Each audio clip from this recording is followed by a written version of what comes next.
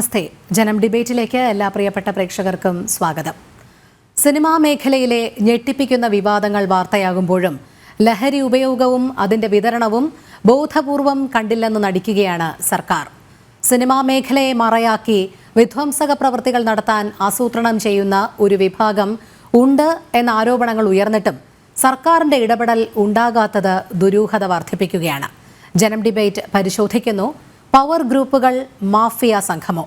ലഹരിയും മത തീവ്രവാദവും ഒന്നിപ്പിച്ച് വിഷലിപ്തമാക്കുന്നത് ആര്? ഇവരെ തൊടാൻ സർക്കാരിന് ഭയം എന്തിന്? ഇന്ന് ഈ ചർച്ചയിൽ നമ്മോടൊപ്പം ചേരുന്നവർ BJP പ്രതിനിധിയായി advocate Shone George, dubbing artist Bhagyalakshmi, സാമൂഹ്യ നിരീക്ഷകൻ MK ഹരിദാസ്, ആക്ടിവിസ്റ്റ് അഞ്ജു പാർവതി പ്രഭീഷ്, ഒപ്പം മുൻ വനിതാ കമ്മീഷൻ അംഗം ഡോക്ടർ J. പ്രമീള ദേവി എന്നിവരാണ്. അതിഥികൾക്കും പ്രേക്ഷകർക്കും ഒരിക്കൽ കൂടി സ്വാഗതം.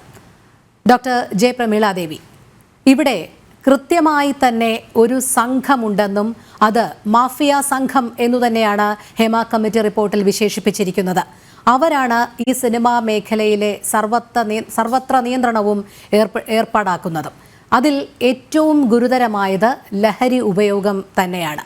എന്നാൽ അത് തടയിടാൻ യാതൊരു വിധത്തിലുള്ള നടപടികളും സർക്കാരിന്റെ ഭാഗത്തു നിന്നും ഉണ്ടാകുന്നുമില്ല. എങ്ങനെ കാണുന്നു? അല്ല, ഹേമ കമ്മിറ്റി റിപ്പോർട്ടിൽ ആ കമ്മിറ്റിയിൽ അംഗങ്ങളായിരുന്ന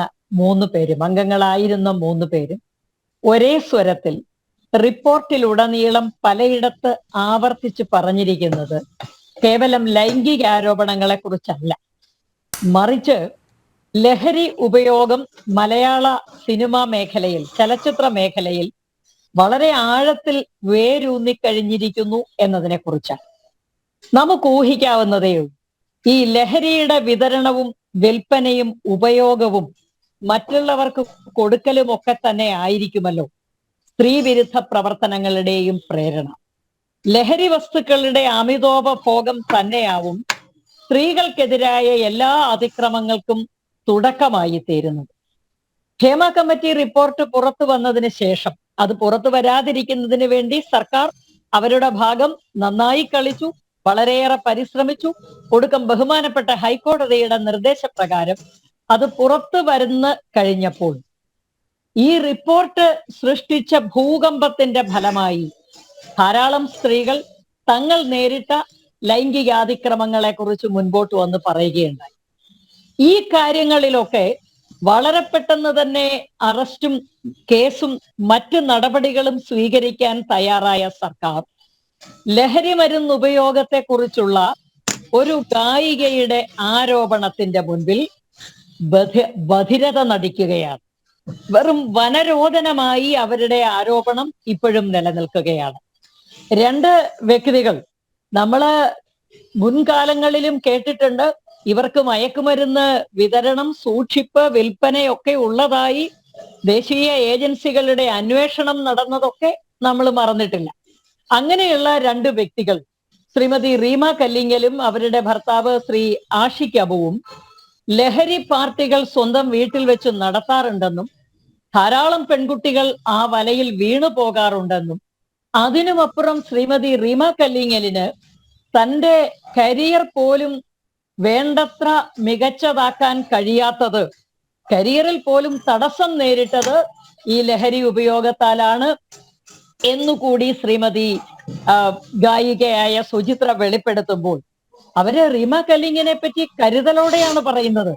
റീമ കല്ലിങ്ങലിന്റെ കരിയർ നഷ്ടപ്പെട്ടതിലുള്ള വിഷമത്തോടെ തന്നെയാണ് പറയുന്നത്. കേവലം ഒരു ആരോപണമല്ല, ഒരു ആക്ഷേപമല്ല, ഒരു അപവാദ പ്രചരണമല്ല, വളരെ കരുതലോടെയുള്ള ഒരു നിരീക്ഷണമാണ് എന്ന് തിരിച്ചറിയാനോ അക്കാര്യത്തിൽ അന്വേഷണം നടത്താനോ നമ്മുടെ സർക്കാർ തയ്യാറാകുന്നില്ല എന്നത് അങ്ങേയറ്റം ഖേദകരമാണ്.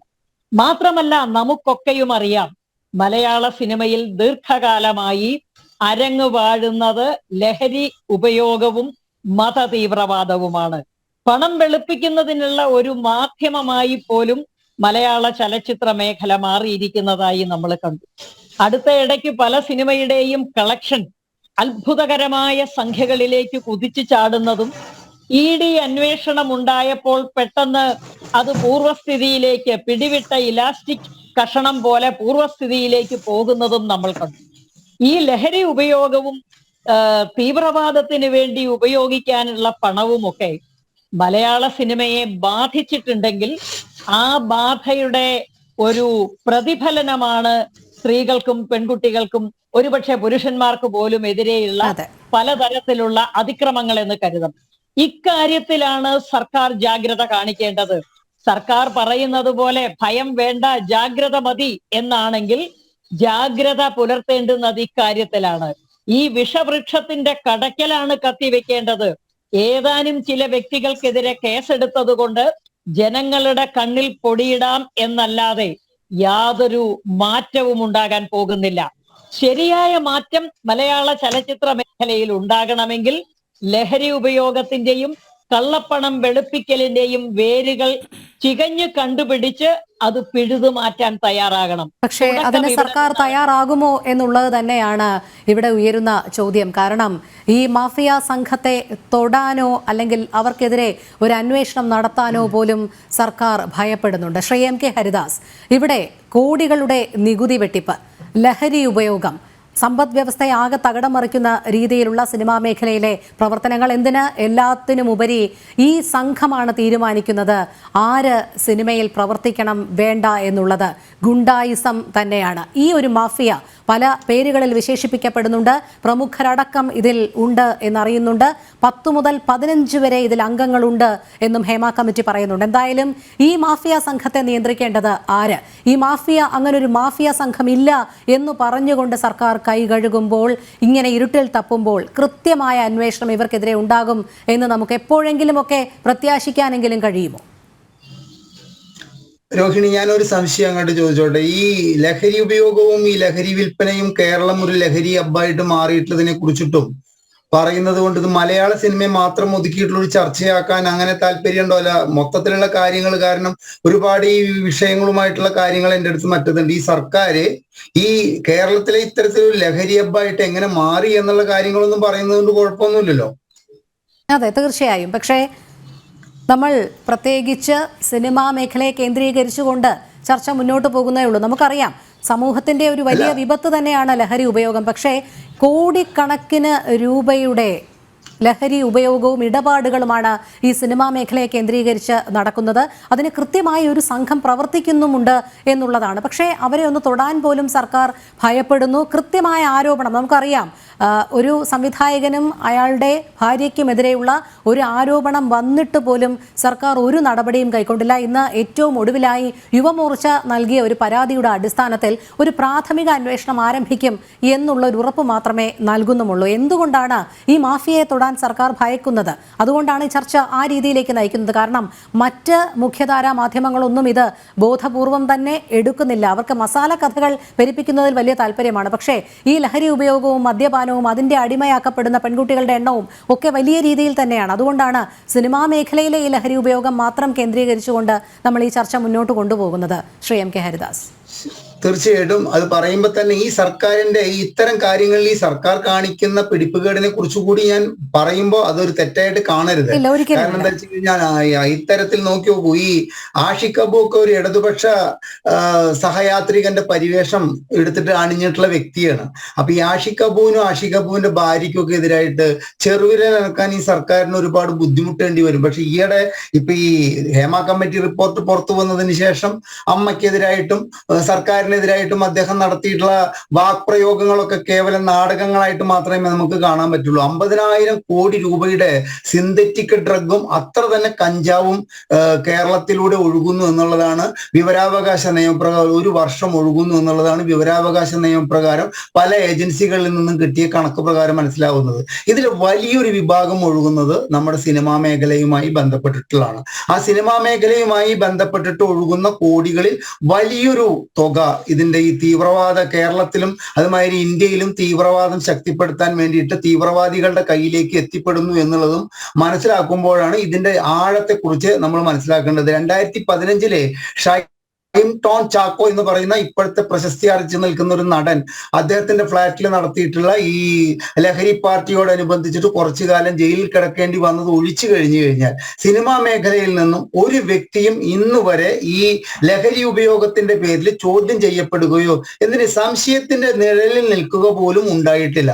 എന്റെ ഓർമ്മ ശരിയാണെങ്കിൽ എനിക്ക് തോന്നുന്നത് 2021 നവംബറിൽ ഇവിടെ എറണാകുളം ചക്കരപ്പറമ്പ് എന്ന് പറഞ്ഞൊരു സ്ഥലത്ത് ഒരു ആക്സിഡന്റിൽ 2 മോഡലുകൾ മരിച്ചു. അവരും ഈ സിനിമാ മേഖലയൊക്കെയായിട്ട് ബന്ധപ്പെട്ടിട്ട് 1-2 സിനിമകളിലൊക്കെ മുഖം കാണിച്ചിട്ടുള്ളവരാണെന്ന് പറയുന്നു. അവർ കൊച്ചിയിൽ ഒരു പാർട്ടി കഴിഞ്ഞിട്ട് അവരുടെ വീട്ടിലേക്ക് പോകുമ്പോഴാണ് ഒരുപാട് ദുരൂഹതകളുള്ള ഒരു മരണമായിരുന്നു. പക്ഷെ ആ പാർട്ടി പിന്നീട് അതിന്റെ വിവരം പുറത്തു വന്നപ്പോൾ അവിടെയും നടന്നിട്ടുള്ളത് ഫോർട്ട് കൊച്ചിയിലെ ലഹരി പാർട്ടി ആയിരുന്നു എന്നാണ് പറയുന്നത്. ആ മരണത്തെ കുറിച്ചിട്ടുള്ള അന്വേഷണം ചെന്ന് എത്തി നിന്നിട്ട് ഈ ഹോട്ടലിന്റെ ഉടമസ്ഥരിലും അതുമാതിരി തന്നെ കുറച്ചു പേരിലും ആണ് എന്ന് വന്നു കഴിഞ്ഞാൽ പിന്നീട് ആ കേസ് ഇപ്പൊ അവരൊക്കെ ജാമ്യത്തിൽ ഇറങ്ങി നടക്കുകയാണ്, ഒന്നും സംഭവിച്ചിട്ടില്ല. അപ്പൊ ഇത്തരത്തിൽ അപൂർവമായി മലയാള സിനിമാ മേഖലയിലേക്ക് ഒഴുകിക്കൊണ്ടിരിക്കുന്ന ലഹരിയും അതിൽ നിന്ന് കിട്ടുന്ന വരുമാനവുമായിട്ട് ഒരുപാട് പേർ ഇവിടെ ആർത്ത് തിമർത്ത് സുഖിക്കുമ്പോൾ നമ്മുടെ സർക്കാർ കേവലം കാഴ്ചക്കാരായിട്ട് നിൽക്കുന്ന ഒരു സംഗതിയാണ് കാണുന്നത്. 2016 മുതൽ ഞാൻ ഇത് പറയാണ്, ലഹരി വിൽപ്പനയുമായി ബന്ധപ്പെട്ട ഒരു ചർച്ചയില് 2016 മുതൽ കേരളം ഒരു ഹബ്ബായി മാറിയെന്നും അതിന്റെ വിൽപ്പനയുടെ തോത് വർദ്ധിപ്പിച്ചു എന്നും പറഞ്ഞപ്പോ ഒരു പ്രമുഖ ഇടതുപക്ഷ സഹയാത്രികൻ പറഞ്ഞത് എന്താ വെച്ചാൽ ആ വാല്യൂ വർദ്ധിച്ചിട്ടുണ്ടെങ്കിൽ അത് ഈ ലഹരി വസ്തുക്കളുടെ വില കൂടിയ കാരണം കൊണ്ടാണ്, അല്ലാതെ ഇവിടെ ഉപയോഗം കൂടിയത് കൊണ്ടല്ല. അപ്പൊ ഞാൻ പറഞ്ഞു ഇതിന്റെ വ്യാപ്തി, ഇതിന്റെ തൂക്കം MDMA ആയാലും അതുമാതിരി തന്നെ കൊക്കൈൻ ആയാലും അതുമാതിരി കഞ്ചാവ് ആയാലും ലഭിക്കുന്ന വിവരം അനുസരിച്ചിട്ട് ഇതിന്റെ തൂക്കം വർദ്ധിക്കുന്നത് എന്താ?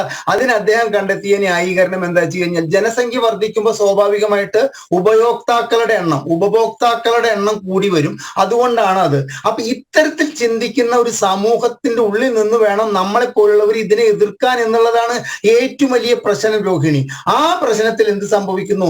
യഥാർത്ഥ ആരാണോ കുറ്റവാളികൾ അവർ സുഗമമായിട്ട് ഈ ബിസിനസ് ഇവിടെ ചെയ്യുകയും ഇത് മുൻപോട്ട് പോവുകയും ചെയ്യുന്നതാണ് ഇവിടെ സംഭവിച്ചുകൊണ്ടിരിക്കുന്നത്. ഞാൻ വിഷയത്തിൽ നിന്ന് വ്യതിചലിക്കുകയല്ല, ഈ സർക്കാരിന്റെ ലഹരി ഉപയോഗത്തോടുള്ള ഒരു നയം പറയാൻ വേണ്ടിയിട്ട് ഇന്ന് എനിക്ക് കിട്ടിയ വിവരമാണ്. അതായത് വിമുക്തി എന്ന് പറയുന്ന ഒരു പദ്ധതിക്ക് വേണ്ടിയിട്ട് ഈ സർക്കാർ ചിലവാക്കിയിട്ടുള്ളത് അത് ആരംഭിച്ചത് മുതൽ നാളിതുവരെ 60 കോടി രൂപയാണ്. 10 കോടി മുതൽ 5 കോടി വരെ ഈ 2016 മുതൽ ഈ സർക്കാരിന്റെ കാലത്ത് തുടങ്ങിയ വിമുക്തി പദ്ധതിക്ക് ചെലവായിട്ടുണ്ട്. അവിടെയാണ് നമ്മൾ വലിയൊരു കണക്ക് മനസ്സിലാക്കേണ്ടത്. ദിവസം 6 ലക്ഷം ലിറ്റർ മദ്യമാണ് ഇവിടെ ഈ ജനങ്ങളെ ഈ സർക്കാർ കുടിപ്പിച്ചുകൊണ്ടിരിക്കുന്നത്. കഴിഞ്ഞ ആഴ്ച കിട്ടിയ കണക്ക് പ്രകാരം ആ മദ്യത്തിലൂടെ 55 കോടി രൂപയുടെ നികുതി വരുമാനമാണ് സർക്കാർ ഒരു മാസം ഉണ്ടാക്കിക്കൊണ്ടിരിക്കുന്നത്. അപ്പൊ ഈ 55 കോടി രൂപയുടെ നികുതി വരുമാനം ഉണ്ടാക്കാൻ വേണ്ടിയിട്ട് 56.36 കോടി രൂപയോളം വിമുക്തി പദ്ധതിക്ക് ചെലവാക്കുന്നു. ഈ വിമുക്തി പദ്ധതി തുടങ്ങിയതിനു ശേഷം 1,20,000 പേര് ലഹരിയിൽ നിന്ന് മോചനം നേടാൻ വേണ്ടിയിട്ട് ഈ വിമുക്തി പദ്ധതിയുടെ കേന്ദ്രങ്ങളിൽ ചെന്നിട്ടുണ്ട് പറഞ്ഞു. എത്ര പേര് ഈ വിമുക്തി പദ്ധതിയിൽ നിന്ന് മോചനം നേടി, അതുവഴി മോചനം നേടി എന്ന് ചോദിച്ചപ്പോൾ പറയുന്നത് അതിന്റെ ഒരു കണക്ക് സൂക്ഷിച്ചിട്ടില്ല എന്ന് പറയുന്നത്. അപ്പോ ഇത്തരം കാര്യങ്ങൾക്ക് വേണ്ടിയിട്ട് ഞങ്ങൾ ജനങ്ങളുടെ ഈ ലഹരി വിമുക്തിക്ക് വേണ്ടിയിട്ട് ഞങ്ങൾ പ്രവർത്തിക്കുന്ന സർക്കാരാണെന്ന് വരുത്തി തീർക്കാൻ വേണ്ടിയിട്ട് ഇത്തരത്തിൽ കോടികൾ കായം കലക്കുന്നത് പോലെ കലക്കുക എന്നല്ലാതെ ഈ സർക്കാർ ഇവിടെ ലഹരി വിമുക്തിക്ക് വേണ്ടിയിട്ട് ഒന്നും ചെയ്യുന്നില്ല. അതിന്റെ പ്രത്യേക കാര്യമാണ് ഹേമ കമ്മിറ്റി റിപ്പോർട്ടിൽ ചൂണ്ടിക്കാണിച്ചിരിക്കുന്നത്.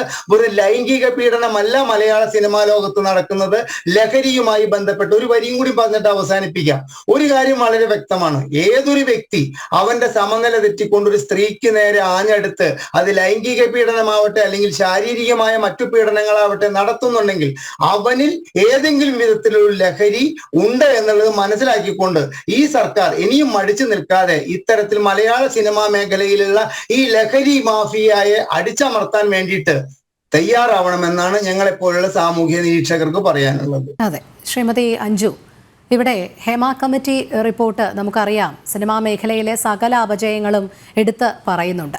അതിൽ ഇത്തരത്തിലുള്ള ലൈംഗിക ചൂഷണങ്ങളും അതോടൊപ്പം തന്നെ മദ്യത്തിൻ്റെയും മയക്കുമരുന്നിൻ്റെയും ഉപയോഗവും ഒക്കെ എടുത്തു കാട്ടുന്നുണ്ട്. ഏറ്റവും ഒടുവിലായി നമ്മൾ ഈ ലഹരി ഉപയോഗം എന്നുള്ളതിനെക്കുറിച്ച് ചർച്ച ചെയ്യാൻ തീരുമാനിച്ചത് തന്നെ ഈ റിപ്പോർട്ട് വന്നതിന് ശേഷം പൊതുസമൂഹത്തിൽ വന്ന് ഇതിനെതിരെ ആഞ്ഞടിച്ച സംവിധായകന്റെയും അദ്ദേഹത്തിന്റെ ഭാര്യയ്ക്കെതിരെയുമാണ് അവർ നിശാ പാർട്ടികളും ലഹരി പാർട്ടികളും തന്നെ നടത്തുന്നുണ്ട് എന്ന് തമിഴ് ഫിലിം ഇൻഡസ്ട്രിയിലെ ഒരു ഗായിക വെളിപ്പെടുത്തൽ നടത്തിയത്. അവിടെയാണ് അങ്ങേയറ്റം ഗുരുതരമായ സ്വഭാവം കൈവരിക്കുന്നത്. കാരണം മറ്റ് സ്ത്രീകളൊക്കെ തന്നെ തങ്ങൾ ലൈംഗികമായി ചൂഷണം ചെയ്യപ്പെട്ടു എന്നുള്ള പരാതി ഉന്നയിച്ചപ്പോൾ ഈ നിശാ പാർട്ടികളിലും ലഹരി പാർട്ടികളിലും പെട്ട ചെറിയ പെൺകുട്ടികൾ വരെയുണ്ട്. അവരൊന്നും ഒരു ആരോപണവുമായി ഇതുവരെ രംഗത്ത് വന്നിട്ടില്ല. കാരണം അതിൻ്റെ ഗുരുതരമായ സാഹചര്യം എന്ന് പറയുന്നത് അവർ ഈ മദ്യത്തിനും മയക്കുമരുന്നിനും അഡിക്റ്റായി കഴിഞ്ഞു എന്നുള്ളത് തന്നെയാണ്.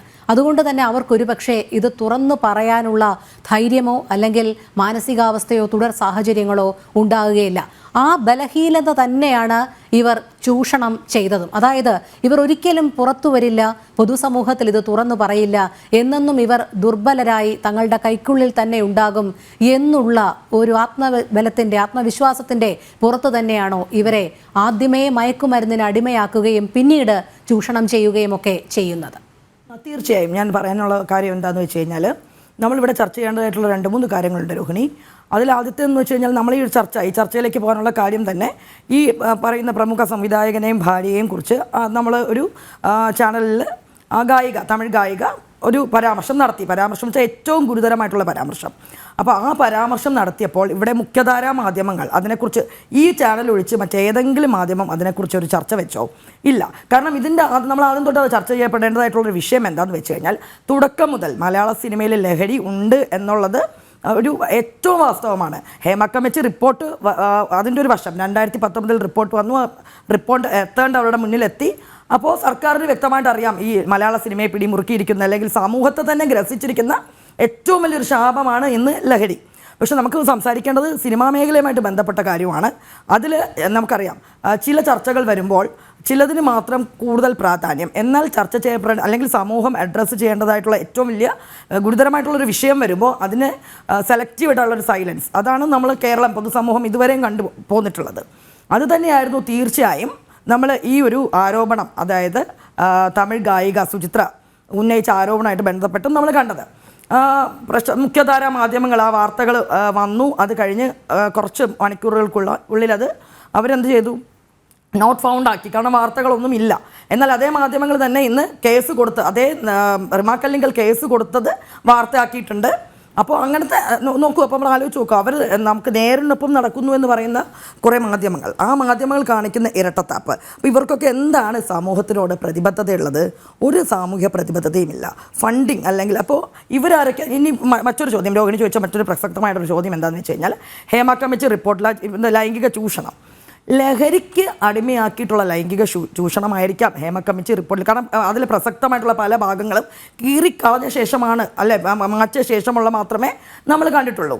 എന്നിട്ട് അതിന് ശേഷം നമ്മൾ സമൂഹം പറയുന്നുണ്ട് ഹേമ കമ്മിറ്റി റിപ്പോർട്ട് വന്നതിൻ്റെ ധൈര്യത്തിൽ വൻ വെളിപ്പെടുത്തലുകൾ ഉണ്ടായെന്ന്. ഈ വെളിപ്പെടുത്തലുകളുടെ ഒരു നോക്കിക്കഴിയുമ്പോൾ തന്നെ എന്താണ്, LKG കുറച്ച് ആരോപണങ്ങളൊക്കെ തന്നെയും തീരെ എന്താണ് ഒരു വ്യക്തി വൈരാഗ്യം വെച്ചിട്ടുള്ളതും നമുക്ക് പറയാൻ പറ്റില്ല. കാരണം അതൊക്കെ കോടതിയുമായിട്ട് ബന്ധപ്പെട്ടാണ് കേസൊക്കെ നടക്കുകയാണ്. പക്ഷെ എന്നാൽ പോലും ഈ ഒരു എനിക്ക് ലഹരി തന്ന് മയക്കി അങ്ങനെ പീഡിപ്പിച്ചു എന്നുള്ള രീതിയിലുള്ള ആരോപണമൊന്നും ആരും ഈ ഹേമ കമ്മിറ്റി റിപ്പോർട്ട് വന്ന ശേഷം ഇപ്പോൾ വന്ന വെളിപ്പെടുത്തലുകളൊന്നും വന്നിട്ടില്ല.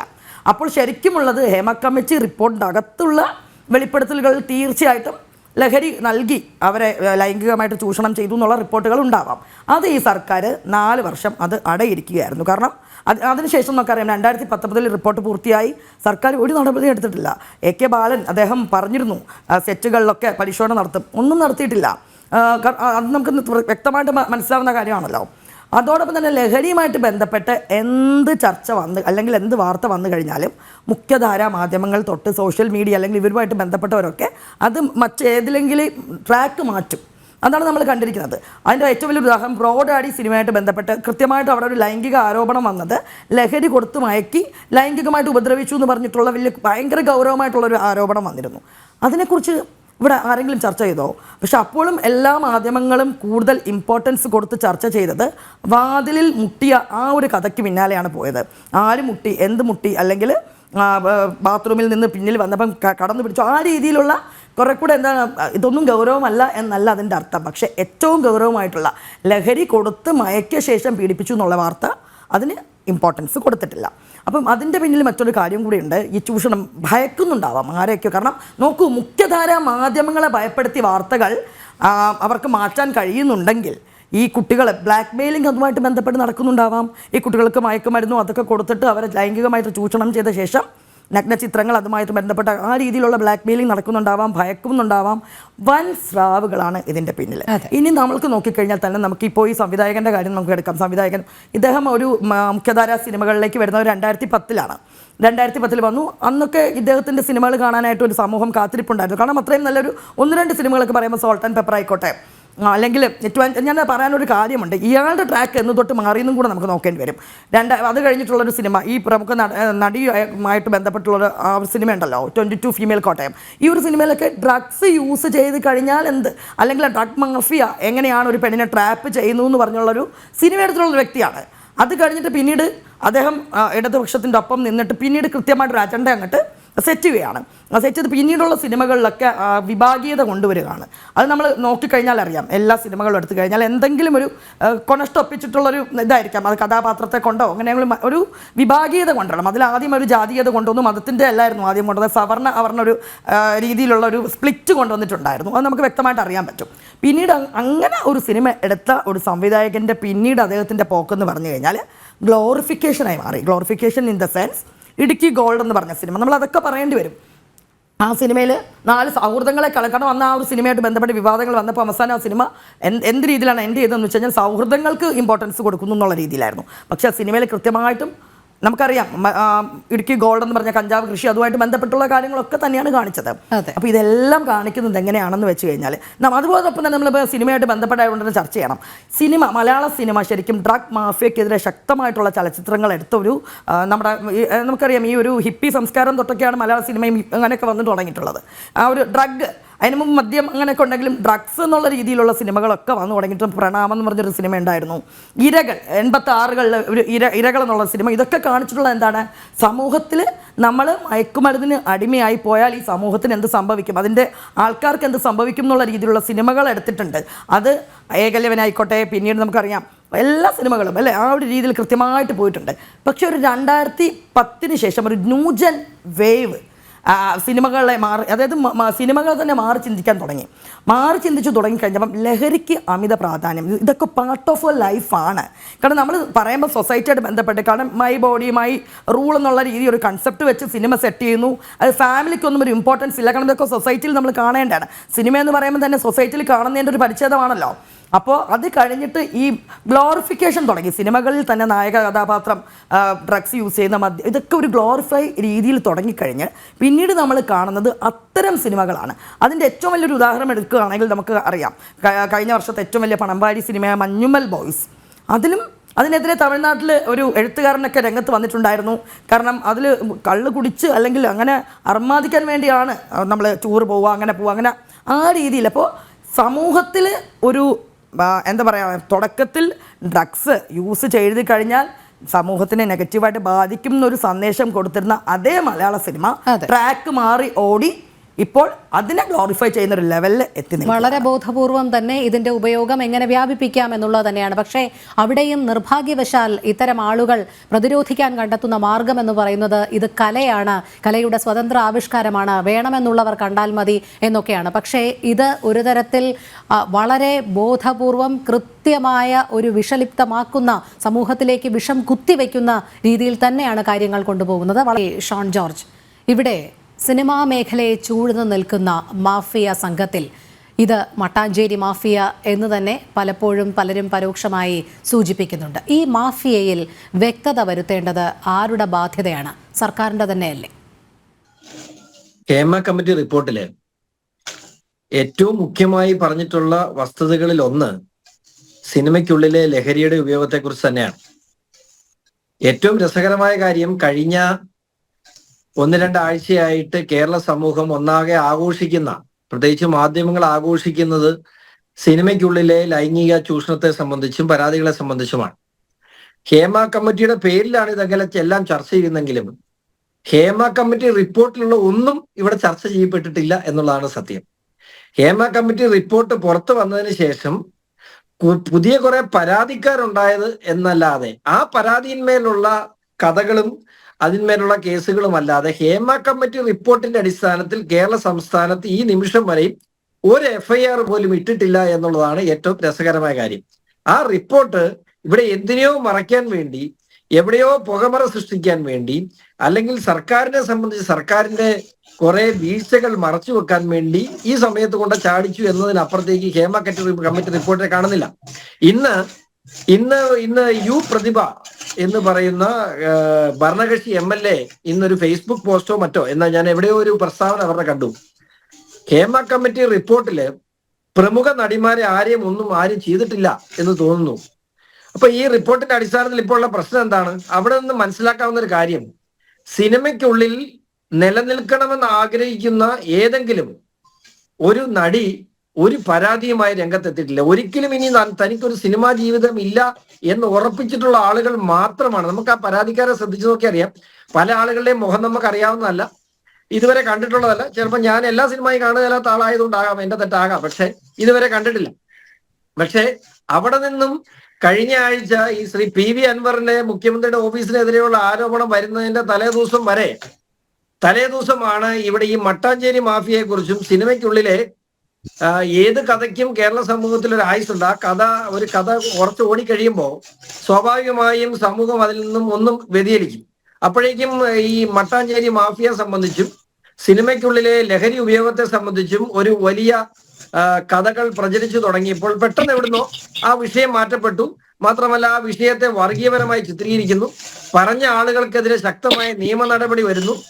ഏറ്റവും രസകരമായ ഒരു കാര്യം, ഈ നിയമ നടപടിക്ക് പോകുന്ന വ്യക്തികൾ, ഞാൻ പേര് പറയുന്നില്ല, പോകുന്ന വ്യക്തികൾ ഒന്ന് സൂക്ഷിക്കുക. കാരണം ഇപ്പൊ ആധുനിക ടെക്നോളജി വളരെ വികസിച്ചിട്ടുണ്ട്. പ്രത്യേകിച്ചും ഈ ഡ്രഗ്സ് മേഖലയുമാക്കി ബന്ധപ്പെട്ട് ഡ്രഗ്സിന്റെ ഉപയോഗവുമായിട്ടൊക്കെ ബന്ധപ്പെട്ട് ഫിംഗർ നെയിൽ ഡ്രഗ് ടെസ്റ്റിംഗ് എന്ന് പറയുന്ന ഒരു പ്രൊസീജിയർ ഉണ്ട്.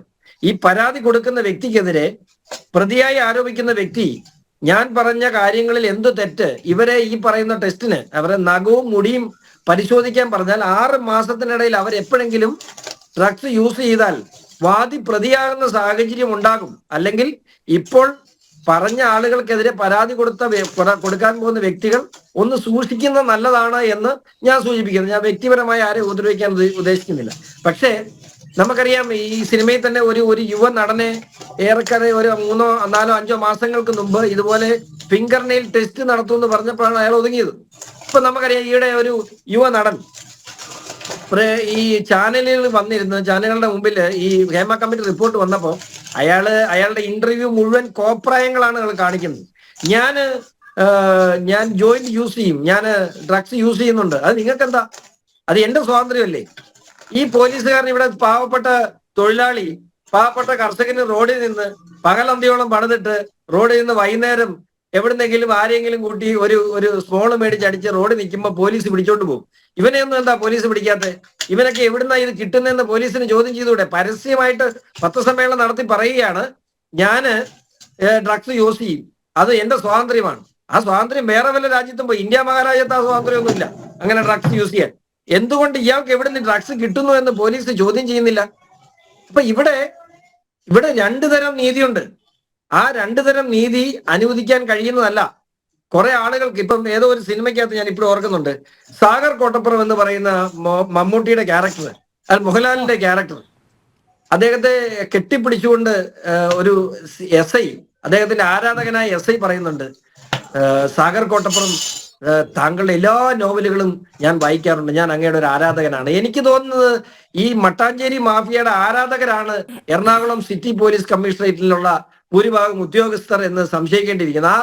ആ ഒരു ഉദ്യോഗസ്ഥനെയാണ് എനിക്ക് ഓർമ്മ വരുന്നത്. അപ്പൊ അതുകൊണ്ട് ഇതിന്മേൽ ഹേമ കമ്മിറ്റി റിപ്പോർട്ടിന്മേൽ ഈ സ്ത്രീകൾക്കെതിരെയുള്ള അക്രമത്തോടൊപ്പം അതിനേക്കാൾ മുഖ്യമായി ഹേമ കമ്മിറ്റി റിപ്പോർട്ടിൽ പറഞ്ഞിട്ടുള്ള ശ്രീ ഷോൺ ജോർജ്, ഇവിടെ നിയമപരമായ ഒരു സംശയം കൂടി ചോദിക്കുകയാണ്. കാരണം ഈ ചർച്ച ജനം TV വയ്ക്കുമ്പോഴെല്ലാം ലഹരിയുടെ ഉപയോഗവും അല്ലെങ്കിൽ ഇത്തരം ആരോപണങ്ങളെക്കുറിച്ചും ചോദിക്കുമ്പോൾ ഇടതുപക്ഷ പ്രതിനിധികളും സർക്കാരിന്റെ പ്രതിനിധികളും ഒക്കെ തുടർച്ചയായി ഉന്നയിക്കുന്ന ഒരു പ്രതിരോധം എന്ന് പറയുന്നത് ആരെങ്കിലും എവിടെയെങ്കിലും നിന്ന് ഒരു ആരോപണം ഉന്നയിച്ചാൽ അതിന്റെ പേരിൽ സർക്കാരിന് ഒരു നടപടിയും എടുക്കാൻ കഴിയില്ല എന്നുള്ളത് നമുക്കറിയാം.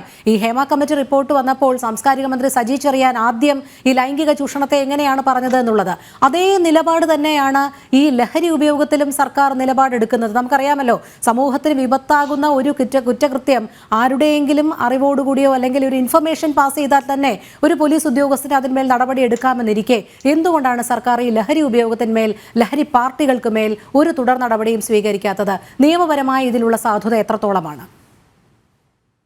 ഇതിന്റെ ഉപയോഗത്തെക്കാൾ കൂടുതൽ ഇതിനെ ട്രാൻസ്പോർട്ടേഷനെ നിയന്ത്രിക്കാനാണ് ഏറ്റവും അധികം പോലീസിങ്ങിന് കഴിയുന്നത്. ആ ട്രാൻസ്പോർട്ടേഷനെ കൃത്യമായി ഇതിന്റെ ട്രാൻസ്പോർട്ടേഷൻ നടത്തുന്നത്, ഞാൻ പറയട്ടെ, ഓരോ പ്രദേശം എടുത്ത് നോക്കിയോ, CPM-ന്റെ പാർട്ടി ഓഫീസുകളും DYFIയുടെ പാർട്ടി ഓഫീസുകളും ഇതിന്റെ മുഖ്യമായ കേന്ദ്രങ്ങളാണ്. ഞാൻ ചുമ്മാ പറയുന്നതല്ല.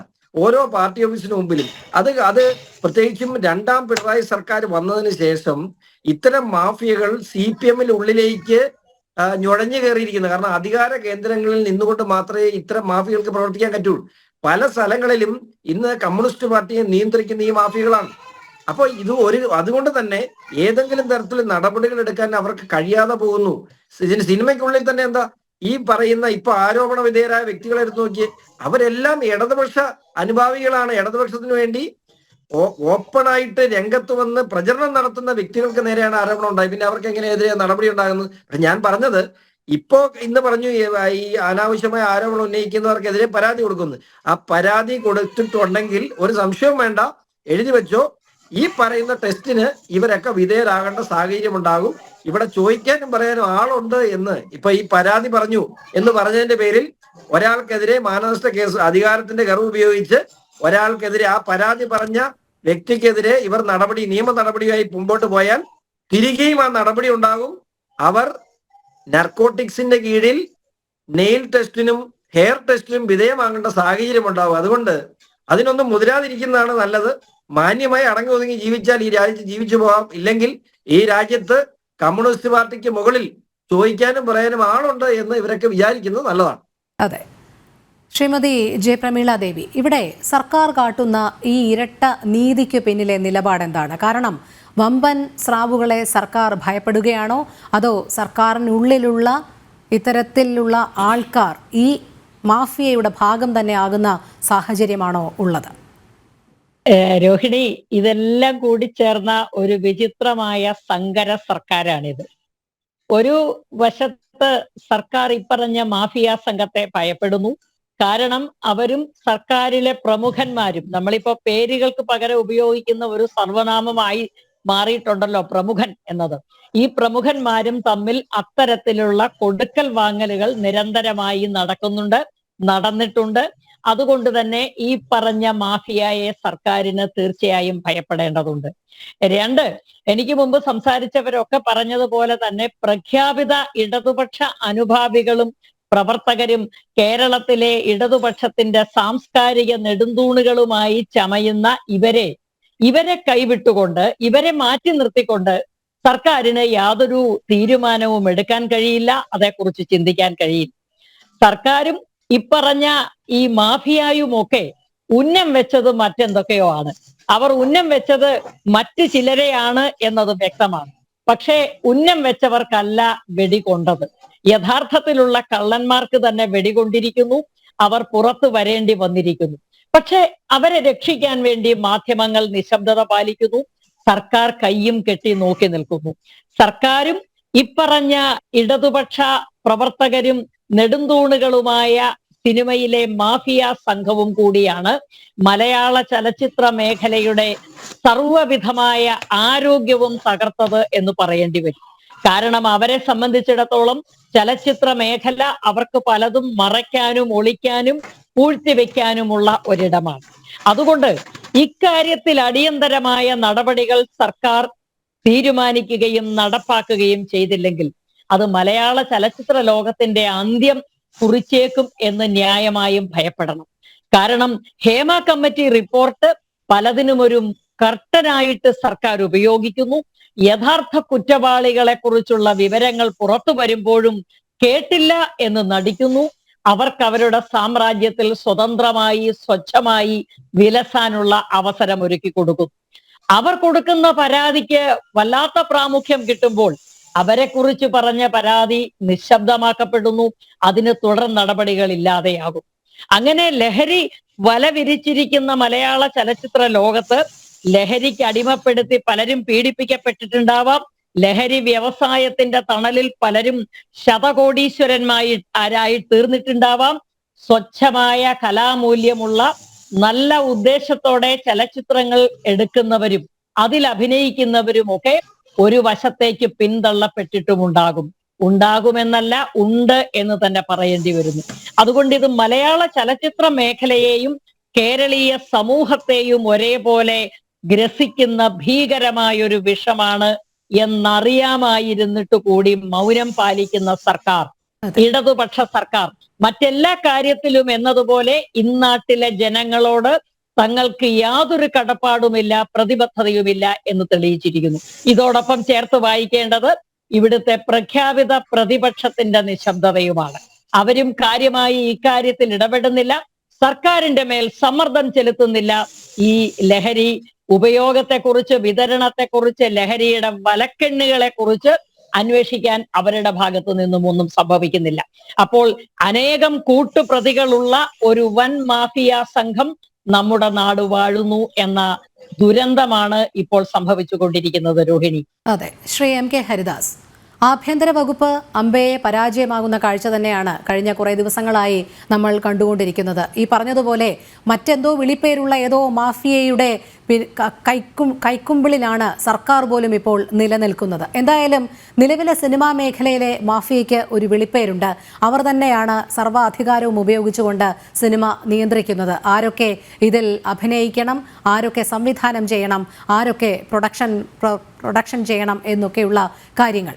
ഇവിടെ കൃത്യമായി പറഞ്ഞാൽ ലഹരിയും മയക്കുമരുന്നും ഒളിച്ചു കടത്തുന്ന ഒരു മേഖലയായി സിനിമാ രംഗം മാറിക്കൊണ്ടിരിക്കുകയാണോ? ഈ ഹേമ കമ്മിറ്റി റിപ്പോർട്ട് 4.5 വർഷം സർക്കാർ പൂഴ്ത്തിവെച്ചെങ്കിലും ഇപ്പോൾ പുറത്തു വന്നപ്പോൾ ഞെട്ടിപ്പിക്കുന്ന വിവരങ്ങളാണ് പൊതുസമൂഹത്തിന് മുന്നിലേക്ക് വന്നത്. ഒരു നടപടിയും സർക്കാർ എടുക്കുമെന്നുള്ള യാതൊരു പ്രതീക്ഷയുമില്ല. കാലം കഴിയുമ്പോൾ ഇത്തരം വാർത്തകൾ ഒക്കെ മൺമറഞ്ഞു പോവുകയും ചെയ്യും. പക്ഷേ വലിയ രീതിയിൽ ഇനിയും ഈ മാഫിയ സംഘം പിടിമുറുക്കാനുള്ള സാധ്യത കാണുന്നുണ്ടോ? അല്ലെങ്കിൽ ഇത്തരം വാർത്തകളുടെ അടിസ്ഥാനത്തിലെങ്കിലും ഒരല്പം പിന്നോക്കം പോകുന്ന സാഹചര്യം ഉണ്ടാകുമോ? നോക്കൂ, എവിടെ പണത്തിന്റെ പ്രസരിപ്പ് അധികമുണ്ടോ അവിടെ സ്ത്രീ പീഡനവും ഇതുപോലുള്ള മയക്കുമരുന്ന് വിപണനവും ശക്തിയായി നടക്കും. അപ്പൊ നമ്മളിപ്പോ കേരളത്തിലെ വിഷയം എടുത്തു കഴിഞ്ഞു കഴിഞ്ഞാൽ കേരളത്തിലെ ഏറ്റവും കൂടുതൽ പണം ഒഴുകുന്ന ഒരു മേഖലയാണ് സിനിമാ മേഖല. ആ സിനിമാ മേഖലയിൽ ഇത് രണ്ടും ഒഴിച്ചുകൂടാൻ വയ്യാത്തൊരു സംഭവമായിട്ട് മാറി എന്നുള്ളത് വേണം മനസ്സിലാക്കണം. മയക്കുമരുന്നിന്റെ ലഭ്യത മലയാള സിനിമാ മേഖലയിൽ വന്നതുകൊണ്ട് തന്നെയാണ് ഇപ്പോൾ ഈ സ്ത്രീ പീഡനങ്ങളും ഇത്തരത്തിലുള്ള ഹേമ കമ്മിറ്റിയിൽ ഇത്തരം റിപ്പോർട്ടുകൾ ഹേമ കമ്മിറ്റിക്ക് ഇങ്ങനെ പരാമർശിക്കേണ്ടതൊക്കെ വന്നിട്ടുള്ളത്. ഇപ്പൊ എനിക്ക് 64 വയസ്സുണ്ട്. എന്റെ ഒരു 12-13 വയസ്സ് മുതൽ ഞാൻ സിനിമ കാണാൻ തുടങ്ങിയിട്ടുള്ളതാണ്, സിനിമ വാരികകൾ വായിക്കാൻ തുടങ്ങിയിട്ടുള്ളതാണ്. അന്ന് ഇത്തരം സൗകര്യങ്ങളൊന്നുമില്ല. പക്ഷെ നോക്കി നോക്കൂ, കഴിഞ്ഞ ഒരു 15 വർഷത്തെ കാലാവധി എടുത്തു കഴിഞ്ഞു കഴിഞ്ഞാൽ ഇത്തരം കാര്യങ്ങളെ കുറിച്ചിട്ട് മാത്രം കേൾക്കേണ്ട ഒരു അവസ്ഥയിലേക്ക് മലയാള സിനിമയെ കൊണ്ടുചെന്നെത്തിച്ചത് എന്താണ് എന്നുള്ളതാണ് നമുക്ക് മുന്നിലുള്ള ചോദ്യം. അവിടെയാണ് സർക്കാരിന്റെ പരാജയം. അതായത് ഇതിനു മുമ്പ് ഉമ്മൻചാണ്ടി സർക്കാരിന്റെ കാലത്തും ഇത്തരത്തിൽ സിനിമാ സെറ്റുകളിലെ മയക്കുമരുന്നിന്റെ കച്ചവടം ഇല്ല എന്ന് പറഞ്ഞിട്ട് ഇടതുപക്ഷ സർക്കാരിനെ കൊച്ചാക്കുകയല്ല. ആ സമയത്തും അങ്ങനെ തന്നെയാണ്. കഴിഞ്ഞ 8.5 വർഷത്തെ കാലാവധി എടുത്തു കഴിഞ്ഞു കഴിഞ്ഞാൽ നമ്മുടെ ഇന്റലിജൻസ് ഡിപ്പാർട്ട്മെന്റ് എത്രത്തോളം പരാജയപ്പെട്ടിരിക്കുന്നു എന്നുള്ളതിന്റെ ഒരു ഉദാഹരണമാണ് ഈ മലയാള സിനിമാ സൈറ്റുകളിലും മലയാള സിനിമാ ഷൂട്ടിംഗ് നടക്കുന്ന സ്ഥലങ്ങളിലും ഇത്തരത്തിൽ ഈ ഡ്രഗ്സ് മാഫിയയുടെ ആധിപത്യം സ്ഥാപിക്കാനുള്ള കാരണം. സമാന്തര സാമ്പത്തിക സ്രോതസ്സാണ് രോഹിണി. ഇവിടെ ഏത് സിനിമ 100 കോടി ക്ലബിൽ കയറണം, ഏത് സിനിമ 50 കോടി ക്ലബിൽ കയറണം എന്ന് തീരുമാനിക്കുന്നത് എന്നൊരവസ്ഥ സംജാതമായി എന്ന് നമുക്ക് മനസ്സിലായില്ലേ? ഇപ്പൊ ഇവിടെ പരാമർശിച്ച പോലെ തന്നെ മഞ്ഞുമൽ ബോയ്സ് എന്ന് പറഞ്ഞ സിനിമയുടെ കാര്യങ്ങളൊക്കെ എടുത്തു പറഞ്ഞുകൊണ്ട് പറയുന്നത് എന്താ, 100 കോടി ക്ലബിൽ കയറാൻ വേണ്ടിയിട്ട് ഈ മയക്കുമരുന്ന് മാഫിയയാണ് തീരുമാനിക്കുന്നത്. കാരണം അവരുടെ കയ്യിൽ പൈസ കെട്ടിക്കിടക്കുകയാണ്. അവർ ടിക്കറ്റ് സിനിമാ തിയേറ്ററുകളിൽ നിന്നും അല്ലെങ്കിൽ ഓൺലൈനായിട്ട് ബുക്ക് ചെയ്തിട്ടും സിനിമയ്ക്ക് ഇത്ര കോടി രൂപ കളക്ഷൻ കിട്ടി എന്ന കൃത്രിമമായ കണക്ക് സൃഷ്ടിക്കാൻ വരെ തയ്യാറാകുന്ന സ്ഥിതിയിലേക്ക് കാര്യങ്ങൾ മാറിയെങ്കിൽ അവിടെ കാഴ്ചക്കാരായി നോക്കിയിരിക്കേണ്ട ഒരു പണിയല്ല നമ്മുടെ സംസ്ഥാന സർക്കാരിനുള്ളത്. കാരണം ഇത് തലയ്ക്ക് ബാധിച്ച ക്യാൻസറാണ്. ഇതിന് ബാമ്പുരട്ടിക്കൊണ്ട് ഈ അസുഖത്തെ മാറ്റാമെന്നുള്ളൊരു ബോധം ഈ സർക്കാരിനുണ്ടെങ്കിൽ അത് തെറ്റാണ്.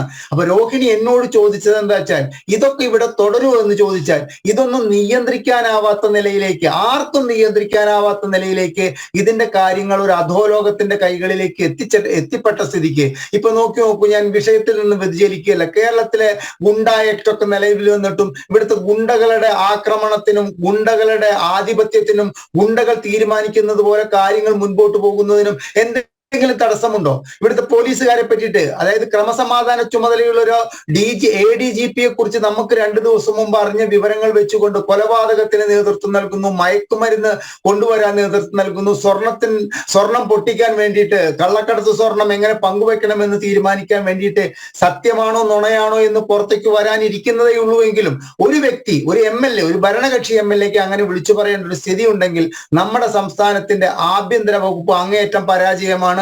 അതിൽ തന്നെ നമ്മൾ ഇന്റലിജൻസ് ഡിപ്പാർട്ട്മെന്റ് തീരെ പരാജയമാണെന്ന് പല കാര്യങ്ങളിലും ബോധ്യപ്പെട്ട സ്ഥിതിക്ക് എന്നോട് ചോദിച്ച ചോദ്യത്തിന് ഇതൊക്കെ അനസ്യൂദ്യം ഇവിടെ തുടർന്നു പോകുമ്പോൾ ഒരു കാര്യം മനസ്സിലാക്കുക, ഈ മയക്കുമരുന്ന് മാഫിയയുടെ മറവിൽ ഇവിടുത്തെ പെൺകുട്ടികളുടെ മാനത്തിന് വില പേശേണ്ട ഒരു അവസ്ഥയിലേക്ക് എത്തിയിട്ടും ഈ 50 കോടി രൂപ ചെലവാക്കിയിട്ട് ഇവിടുത്തെ നവോത്ഥാന മതിൽ സ്ത്രീ സംരക്ഷണത്തിന് വേണ്ടി സൃഷ്ടിച്ച ഒരു സർക്കാർ ഇത്രയും മതപ്പതിച്ചുകൊണ്ട് ഈ കാര്യത്തിൽ ഒരു കാഴ്ചക്കാരായിരിക്കുന്നത് അങ്ങേയറ്റം അപലപനീയമാണ്. അതിനെതിരെ നമുക്ക് നിയമ നടപടി ഇവിടെ സത്യത്തിൽ വേണ്ടത് എന്താണെന്നറിയോ? ഹേമ കമ്മിറ്റി പോലെ തന്നെ ഒരു ജഡ്ജി, ഒരു ഹൈക്കോടതി ജഡ്ജിയെ വെച്ചുകൊണ്ട് ഈ സിന്തറ്റിക് ഡ്രഗ്സിന്റെയും ഈ കഞ്ചാവിന്റെയും ഒഴുക്കിനെ കുറിച്ചിട്ട് മലയാള സിനിമാ മേഖല എത്രത്തോളം അടക്കി വാഴുന്നു എന്നതിനെ കുറിച്ചിട്ട് ഒരു അന്വേഷണം നടത്തിക്കഴിഞ്ഞ് ഞെട്ടുന്ന വിവരങ്ങളാണ് പുറത്തു വരിക. കാരണം പല സിനിമാ സെറ്റുകളിലേക്കും ഓടിപ്പോകുന്ന ആംബുലൻസുകളെ കുറിച്ച് ഈയിടെ എന്നോട് ഒരു വ്യക്തി പറഞ്ഞു, എല്ലാ സ്ഥലത്തും ഒരു ആംബുലൻസ് കിടക്കുന്നുണ്ട്. ഈ ആംബുലൻസ് കിടക്കുന്നത് അവിടെ സിനിമ ഷൂട്ടിംഗ് നടക്കുമ്പോൾ അപകടം പറ്റിയവരെ കൊണ്ടുപോകാനൊന്നുമല്ല. പണ്ട് മുതൽക്കേ അന്യ സംസ്ഥാനങ്ങളിൽ നിന്നും കേരളത്തിലേക്ക് ഈ മയക്കുമരുന്ന് കൊണ്ടുവരുന്നത് ആംബുലൻസുകൾ വഴിയാണെന്നും കേരളത്തിൽ പരസ്പരം അങ്ങോട്ടും ഇങ്ങോട്ടും ഈ സയറിനിട്ട് ഓടുന്ന ആംബുലൻസുകൾ എല്ലാം തന്നെ രോഗികളെയോ അല്ലെങ്കിൽ ഡെഡ് ബോഡികളെയോ കൊണ്ടുപോകുന്നതല്ല എന്നുള്ളതും ഇവിടുത്തെ ഇന്റലിജൻസ് റിപ്പോർട്ട് കൃത്യമായിട്ട് അതാത് കാലം സർക്കാരിനെ ധരിപ്പിക്കുന്നുണ്ട്. കാരണം പലതും ഇത്തരത്തിൽ മയക്കുമരുന്ന് കടത്തിക്കൊണ്ടിരിക്കുകയാണ്. അത്തരത്തിൽ മയക്കുമരുന്ന് ഇവിടെ കടത്തിക്കൊണ്ട് ഇവിടുത്തെ മലയാള സിനിമയെ അടക്കി വാഴുന്ന ഈ മാഫിയയെ സർക്കാരിനെ നിയന്ത്രിക്കാനായിട്ടില്ലെങ്കിൽ അത് അങ്ങേയറ്റം നമ്മൾ പറയില്ല ഒരു അപകടകരമായ സ്ഥിതിയിലേക്ക് എത്തും. കാരണം നിങ്ങളിപ്പോ രോഹിണി യൂട്യൂബ് കാണുന്ന ഈ ചർച്ചയിൽ പങ്കെടുക്കുന്ന എല്ലാവരും, നമ്മൾ തിയേറ്ററിൽ കാണാത്ത എത്ര സിനിമകളാണ് ഈ യൂട്യൂബ് OTT പ്ലാറ്റ്ഫോം വഴി റിലീസാവുന്നത്? ഇതിനൊക്കെയുള്ള പണം എവിടുന്ന് വരുന്നു?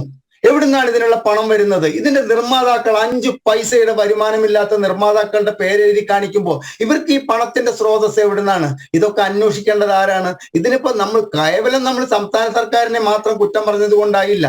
കേന്ദ്ര സർക്കാരിന്റെ ഇത്തരത്തിലുള്ള ED, അതുമാതിരി തന്നെ ഇൻകം ടാക്സ് ഡിപ്പാർട്ട്മെന്റ്, അവരെല്ലാവരും ചേർന്ന് കണ്ണു തുറന്നിട്ട് ഈ മലയാള സിനിമയിൽ നടക്കുന്ന ഈ ലഹരി മാഫിയയെ കൃത്യമായിട്ട് അടിച്ചമർത്താൻ തയ്യാറായിട്ടില്ലെങ്കിൽ അതിന് നമ്മൾ കൊടുക്കേണ്ട വില വളരെ വലുതായിരിക്കുമെന്നാണ് എനിക്ക് പറയാനുള്ളത്. ശ്രീമതി അഞ്ജു, കഴിഞ്ഞ കുറേ കാലങ്ങളായുള്ള സിനിമ രംഗത്തിന്റെ പോക്ക് നമ്മൾ കണ്ടതാണ്. അത് പൊതുസമൂഹത്തിന് മുൻപിലേക്ക് എത്തിയപ്പോൾ ഒരു കൂട്ടം ആൾക്കാർ മുൻകൂർ ജാമ്യത്തിനായി ഓടി, ഒരു കൂട്ടം ജനറൽ ബോഡി യോഗം തന്നെ രാജിവെച്ച് പിരിച്ചുവിട്ടു. സർക്കാരിൻ്റെ നിലപാട് എന്ന് പറയുന്നത് ആരെങ്കിലും പരാതി തരൂ, എന്നാൽ ഞങ്ങൾ നടപടിയെടുക്കാം എന്ന്. ഇങ്ങനെ സർവത്ര മേഖലയിലും നിയമ നടപടി സ്വീകരിക്കേണ്ട സർക്കാർ പോലും അത് കൈയൊഴിയുന്ന സാഹചര്യം. അതുകൊണ്ട് ഇനി തുടർന്ന് എങ്ങനെയായിരിക്കും? രോഹിണി, വ്യക്തമായിട്ട് ഞാനൊരു കാര്യം പറയട്ടെ. ഈ ഹേമ കമ്മിറ്റി റിപ്പോർട്ട് ഇപ്പം വെളിച്ചം കണ്ടത് സർക്കാർ ഒരു പ്രത്യേക സാഹചര്യത്തിൽ സർക്കാരിന് വേറെ നിവൃത്തിയില്ലാണ്ടായി. കാരണം എന്ന് വെച്ച് കഴിഞ്ഞാൽ നമുക്കറിയാം, ആ കമ്മിറ്റി റിപ്പോർട്ട് വരുന്നു, ഹൈക്കോടതിയുടെ ഇത് വന്നു കഴിഞ്ഞപ്പോൾ ഹർജിക്ക് 2 ഹർജികൾ വന്നു അല്ലേ, നമ്മൾ കണ്ടതാണ്. പിന്നെ അപ്പീൽ നമ്മൾ അതിനെക്കുറിച്ച് ചർച്ചയും ഒക്കെ ചെയ്തതാണ്.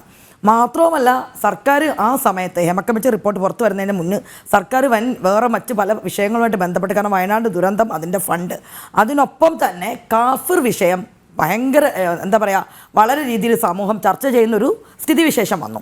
അപ്പോൾ നമ്മുടെ സർക്കാർ എന്ത് ചെയ്തു? അതിൽ നിന്ന് നമ്മൾ എപ്പോഴും കണ്ടിട്ടുള്ള ടാക്ടിക്സ് ആണ്, ഇടതുപക്ഷ സർക്കാരിൻ്റെതാണ് പ്രത്യേകിച്ച് നമ്മൾ എടുത്ത് പറയേണ്ട ഒരു ടാക്ടിക് ഉണ്ട്. വിഷയങ്ങളിൽ നിന്ന് ഓടി ഒളിക്കാൻ വേണ്ടിയിട്ട് എന്തെങ്കിലും, അവരുടെ മെയിനായിട്ടുള്ള 2 അജണ്ടാസ് പെണ്ണ് മണ്ണാണ്. അപ്പം അവർ പതിവ് പോലെ അവർക്കറിയാം ഹേമ കമ്മിറ്റി റിപ്പോർട്ടിൽ തന്നെ പെണ്ണ് എന്നുള്ള വിഷയം വരുമ്പോൾ നമ്മുടെ പ്രബുദ്ധ ജനതയെ ഇക്ലിപ്പെടുത്തുന്ന കഥകൾക്ക് പിന്നാലെ പോകുന്നതൊക്കെ നമ്മൾ കണ്ടതാണ്. ഒരു CD പരാമർശം വെച്ചിട്ട് എവിടെയൊക്കെ പോയി കോയമ്പത്തൂർ വരെ പോയ മാധ്യമങ്ങളും നമ്മൾ കാത്തിരുന്ന പ്രബുദ്ധരാണല്ലേ. അപ്പോൾ അവർക്ക് മുന്നിൽ കൃത്യമായിട്ട് ഇട്ടുകൊടുത്തു ഹേമ കമ്മിറ്റി റിപ്പോർട്ട്. അതും എന്താണ്, ആവശ്യമുള്ള ഏറ്റവും പ്രധാനപ്പെട്ട പേരുകൾ വെളിപ്പെടുത്താത്ത പരാമർശങ്ങളൊക്കെ മാറ്റിയ ശേഷം കുറച്ച് വാതിലിൽ മുട്ട് എന്നുള്ള രീതിയിൽ ചർച്ചയ്ക്ക് അങ്ങോട്ട് ഇട്ടുകൊടുത്തു. പക്ഷേ സത്യം പറഞ്ഞാൽ അപ്പോഴേക്കും സർക്കാർ വിചാരിച്ചതിനേക്കാളും അപ്പുറം എന്ത് സംഭവിച്ചു എന്ന് വെച്ച് കഴിഞ്ഞാൽ ബൂമറാങ് പോലെ ആയിപ്പോയി. ആരൊക്കെയോ ലക്ഷ്യം വെച്ചു. അവരുടെ ലക്ഷ്യം എന്ന് പറയുമ്പം പവർ ഗ്രൂപ്പ് 15 പേര് പവർ ഗ്രൂപ്പ് എന്ന് പറഞ്ഞപ്പോൾ പൊതുസമൂഹം ചർച്ച തുടങ്ങി. അപ്പം അതുപോലെ നമ്മുടെ മലയാള സിനിമയിൽ 2 മഹാനടന്മാരുണ്ട് എങ്കിൽ പോലും ഇത്തരം വിഷയങ്ങൾ വരുമ്പോൾ എപ്പോഴും ഒരു എമ്മിനെതിരെ മാത്രമാണ് കൃത്യമായിട്ട് മീഡിയാസ് അല്ലെങ്കിൽ നമ്മുടെ സോഷ്യൽ മീഡിയ ആയിക്കോട്ടെ മാധ്യമങ്ങളായിക്കോട്ടെ കാരണം അതങ്ങനെയാണ് ഒരു മാർക്കറ്റിങ്ങിൻ്റെ ഇതായിട്ട് എന്ത് കുറ്റവും മോഹൻലാൽ എന്ന് പറഞ്ഞൊരു വ്യക്തിയെ കാണിച്ചു കഴിഞ്ഞ് കഴിഞ്ഞാൽ ഇവിടെ റേറ്റിംഗ് കൂടുന്നുള്ളൊരു ഉണ്ടാവാം. അല്ലെങ്കിലും അദ്ദേഹം എല്ലാത്തിനും ആൻസറബിൾ ആയിരിക്കണം. ഒരു പക്ഷേ അദ്ദേഹം അമ്മയായിട്ട് ബന്ധപ്പെട്ടതായിരിക്കാം, ആവാതിരിക്കാം. അമ്മയുമായിട്ടുണ്ടെങ്കിലും ഇല്ലെങ്കിലും എന്ത് വിഷയങ്ങൾ വന്നാലും ഏത് ആരോപണം വന്നു കഴിഞ്ഞാലും മോഹൻലാൽ ആൻസർ പറയണം എന്നുള്ളൊരു എന്താ പറയുക ഒരു പൊതു ബോധം ഇവിടെ ഉണ്ടാക്കി വെച്ചിട്ടുണ്ടായിരുന്നു. പക്ഷേ ആ രീതിയിൽ പവർ ഗ്രൂപ്പ് എന്നുള്ള രീതിയിൽ ആദ്യത്തെ 1-2 ദിവസങ്ങൾ നമുക്കറിയാം എങ്ങനെയാണ് ചർച്ച പോയതെന്ന്. അങ്ങനെ ചർച്ച പോയിക്കൊണ്ടിരുന്നപ്പോഴേക്കും ആദ്യത്തെ വെടിപൊട്ടി ഇടതുപക്ഷ സർക്കാരിൻ്റെ ഒപ്പം തന്നെ സഞ്ചരിക്കുന്ന ബംഗാളി നടി. അവർ കൃത്യമായിട്ട് രാഷ്ട്രീയമുള്ളതാണ്. ബംഗാളി നടിയിൽ നിന്ന് ആദ്യത്തെ വെടിപൊട്ടി കൃത്യമായിട്ടും കൊണ്ടു. അപ്പോൾ നമ്മൾ ആലോചിച്ച് നോക്കണം, അതായത് സഖാവ് രഞ്ജിത്ത് എന്താ പറയുക SFIക്കാരനായതുകൊണ്ട് തന്നെ കൂവലുകൾ എനിക്ക് പുതുമയല്ല എന്ന് പറഞ്ഞ സഖാവ് രഞ്ജിത്തിനെതിരെ ആദ്യത്തെ വെടിപൊട്ടി. അത് കഴിഞ്ഞപ്പോഴേക്കും നമ്മുടെ MLAക്കെതിരെ വന്നു.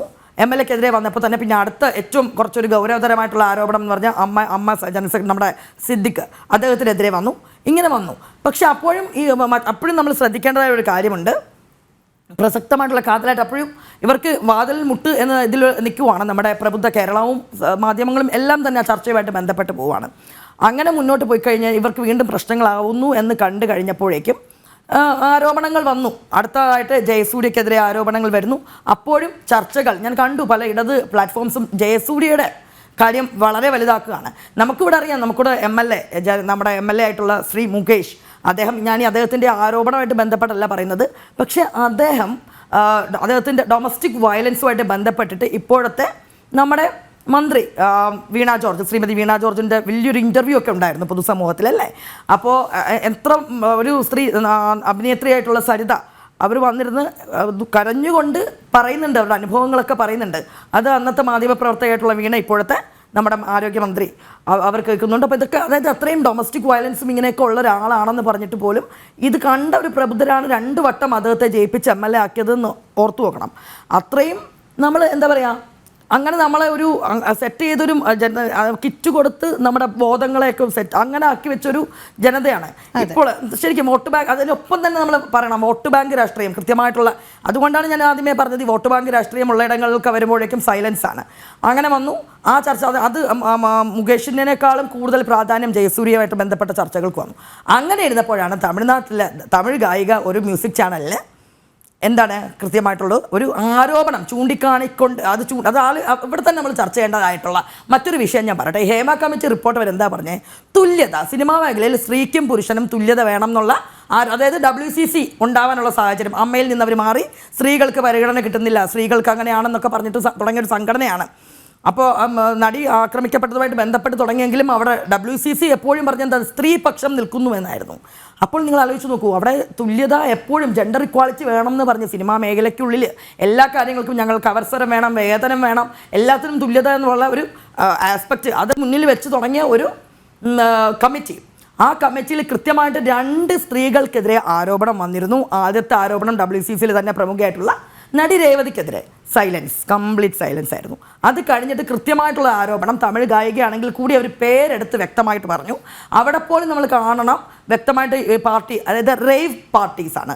കാരണം അത് നമുക്കറിയാം ഈ DJ പാർട്ടികളുടെ പോലെയൊക്കെ ഉള്ള ലഹരി ഉള്ള ഒരു പാർട്ടി നൈറ്റ് പാർട്ടീസൊക്കെ ഈ വീട്ടിൽ നടക്കുന്നു. അതിൻ്റെ ഒരു വിക്ടിം തന്നെയാണ് റിമ എന്നുള്ള രീതിയിലാണ് അവർ പറഞ്ഞത്.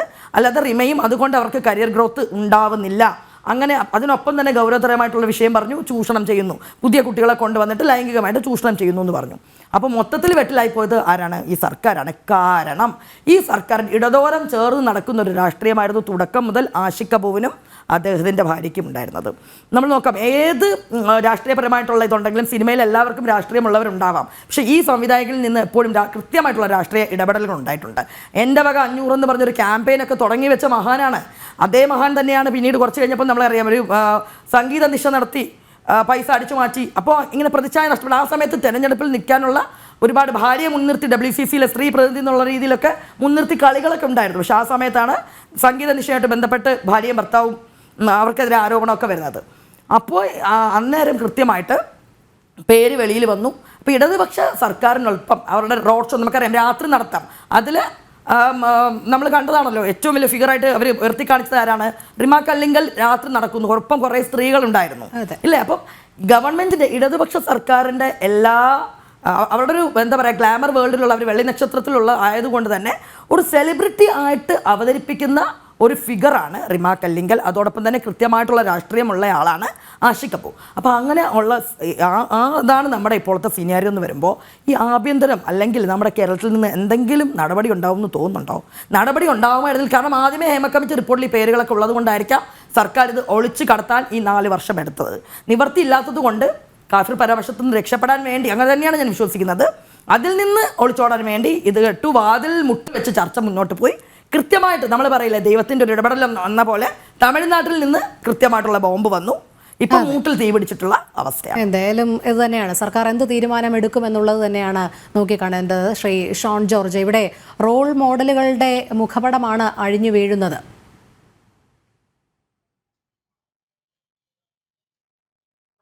റോൾ മോഡലായിട്ട് ഇവരെയൊക്കെ ആരെയും കണ്ടിട്ടുണ്ടോ എന്ന് എനിക്കറിയത്തില്ല. സാമാന്യ വിവരമുള്ള ആരും ഇവരെയൊന്നും റോൾ മോഡലുകളായി കണ്ടതായിട്ട് എനിക്കറിയില്ല. സ്വാഭാവികമായിട്ടും സർക്കാരിന്റെ ഇടതുപക്ഷത്തിന്റെ റോൾ മോഡലുകളാണല്ലോ. ആണ്. കാരണം ഈ എപ്പോഴും വ്യവസ്ഥിതിക്കെതിരായിട്ട്, പ്രത്യേകിച്ചും പാരമ്പര്യത്തിനെതിരായിട്ട്, ധർമ്മങ്ങൾക്കെതിരായിട്ട്, കർമ്മങ്ങൾക്കെതിരായിട്ടാണ് ഇടതുപക്ഷം എന്നും നിലകൊണ്ടിട്ടുള്ളത്. ഒരു നാട്ടില് നമുക്ക് എടുത്തു നോക്കിയാൽ അറിയാം, എല്ലാത്തിനും കുടുംബ ബന്ധങ്ങള്, സ്ത്രീ ശാക്തീകരണം എന്ന് ഇവർ പറയുന്നത് യഥാർത്ഥത്തിൽ സ്ത്രീ ശാക്തീകരണം. ഇപ്പൊ ഞാൻ ഇവിടെ ഇരിക്കുന്ന ഡോക്ടർ പ്രമീള ദേവി ഇവിടെ ഇരിപ്പുണ്ട്. ഒരു കോളേജില് കോളേജിലെ അധ്യാപികയായി റിട്ടയർ ചെയ്ത വ്യക്തിയാണ്. നല്ലൊരു കുടുംബിനിയാണ്, നല്ലൊരു അമ്മയാണ്, നല്ലൊരു പൊതുപ്രവർത്തകയാണ്. സ്ത്രീ ശാക്തീകരിക്കപ്പെടേണ്ടത് ഇങ്ങനെയാണ്. ഞാനൊരു ഉദാഹരണമാണ്, ഇവിടെ തന്നെ ഇരിപ്പുണ്ട്. അല്ലാതെ വീടും നോക്കാതെ, കുടുംബവും നോക്കാതെ, കടമകളും ചെയ്യാതെ, രാവിലെ ഉച്ചയ്ക്കും വൈകുന്നേരം കഞ്ചാവും വലിച്ച് കള്ളും കുടിച്ച് നടക്കുന്നതിനെയൊക്കെ സ്ത്രീ ശാക്തീകരണമായി ചിത്രീകരിക്കുന്ന ഇടതുപക്ഷ ചിന്തകരെ പുച്ഛത്തോടു കൂടി തന്നെ വീക്ഷിക്കുന്ന ഒരു സമൂഹം ഇവിടെയുണ്ട്. അപ്പോ നമ്മൾ മനസ്സിലാക്കേണ്ട കാര്യം, ഇവര് പടർത്തുന്ന ഒരു ചിന്താഗതി, സ്ത്രീ എന്തിന് വിവാഹം കഴിക്കുന്നു. ഇപ്പൊ പുതിയൊരു ചിന്താഗതിയുണ്ട്, സ്ത്രീകൾ എന്തിനാണ് വിവാഹം കഴിക്കുന്നത്. അവൾ വിവാഹത്തോടു കൂടി അവള് മറ്റൊരു കുടുംബത്തില് മറ്റൊരു വ്യക്തിയുടെ അടിമയായി മാറുന്നു. എവിടെയാണ് അടിമയാകുന്നത്? ചിന്താഗതിയാണ്, പുതിയ ചിന്താഗതിയില്ല. പക്ഷെ സ്ത്രീകൾക്കിടയിലേക്ക് വലിയ രീതിയിൽ, ഞാൻ ചുമ്മാ പറയുന്നില്ല, വലിയ രീതിയിൽ സ്ത്രീകൾക്കിടയിലേക്ക് കുടുംബ ജീവിതം അല്ലെങ്കിൽ വിവാഹ ജീവിതം തെറ്റാണ്, അതിന്റെ ആവശ്യമില്ല, എന്തിനാണ് ഈ ബർഡൻ എന്നുള്ള വലിയ പ്രചരണം ഈ കമ്മ്യൂണിസ്റ്റുകാർ നടത്തുന്നുണ്ട്. പരമ്പരാഗതമായി നമ്മുടെ നാട്ടിലുള്ള വ്യവസ്ഥിതികളെ തകർക്കുക, അതുവഴി ഇവിടെ കമ്മ്യൂണിസം വളർത്തുക എന്നൊക്കെയുള്ള ചിന്താഗതികൾ. ചെഗുവരയുടെ പടം, ഈ ചെഗുവര എന്ന് പറയുന്ന ആരാണെന്ന് പോലും അറിയാൻ മേലാത്ത കുട്ടി സഹാക്കൾ ചെഗുവരയുടെ പടം വെച്ച് ഇവിടെ എല്ലായിടത്തും ടീഷർട്ടിൽ ചെഗുവരയുടെ പടം ഇട്ട് നടക്കുന്നത്. അടിസ്ഥാനപരമായി ഇവരെന്താ ചിന്തിക്കുന്നറിയോ? ചെഗുവര ഈ സ്മോക്ക് ചെയ്തിരുന്നു, അല്ലെങ്കിൽ ചെഗുവര സ്റ്റഫ് ഉപയോഗിച്ചിരുന്നു എന്നാണ് ഇവരുടെ സങ്കല്പം. അപ്പം ചെഗുവരെ അതിലൂടെ ആരാധിക്കുകയാണ്. അല്ലാതെ ചെഗുവരയുടെ ചരിത്രം പറഞ്ഞിട്ടല്ല ചെഗുവരയുടെ ടീഷർട്ട് ഇട്ടുകൊണ്ട് നടക്കുന്നത്. ചെഗുവരയുടെ ടീഷർട്ട് ഇതിന്റെ ഒരു ലക്ഷണമായിട്ടാണ്, അല്ലെങ്കിൽ ചെഗുവരയുടെ ടീഷർട്ട് ഇട്ടുകൊണ്ട് നടക്കുന്നത് അവൻ നമ്മുടെ ആളാണ് എന്ന് കരുതുന്ന ഒരു സമൂഹമാണ് ഇവിടെ ഉള്ളത്. അവിടെ കൊണ്ട് എത്തിച്ചിരിക്കുന്ന കമ്മ്യൂണിസ്റ്റുകാർ ഈ നാടിനെ. അതെ, തീർച്ചയായും. ശ്രീ എം കെ ഹരിദാസ്, കൃത്യമായ ഒരു വിളിപ്പേരുള്ള ഈ മാഫിയ സിനിമാ മേഖലയ്ക്ക് കനത്ത വെല്ലുവിളി തന്നെയാണ് സൃഷ്ടിക്കുന്നത് എന്ന് കമ്മിറ്റി റിപ്പോർട്ടിൽ തന്നെ പറയുന്നുണ്ട്.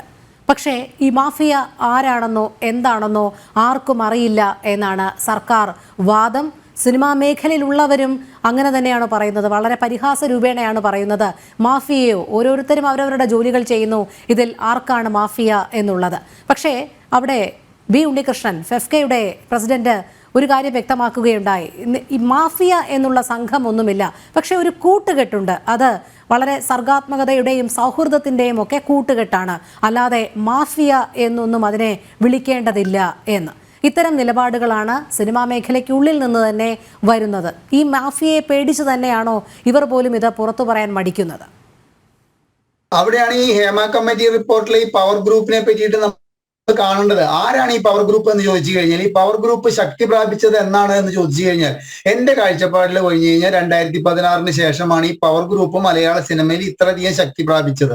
കാരണം നമ്മുടെ കേരളത്തിലെ രോഹിണി ചിന്തിച്ചിട്ടുണ്ട്, ഈ എല്ലാ ഒട്ടുമിക്ക സാഹിത്യകാരന്മാരായാലും സിനിമാക്കാരായാലും അതിൽ 75% ഇടത് സഹയാത്രികരായിട്ടാണ് അറിയപ്പെടുന്നത്. പ്രത്യേകിച്ച് കഴിഞ്ഞ ഒരു 8.5 കൊല്ലത്തെ ചരിത്രം എടുത്തു കഴിഞ്ഞാൽ എല്ലാവരും അല്ലെങ്കിൽ പോലും ഇടത് സഹയാത്രികരായിക്കൊണ്ട്.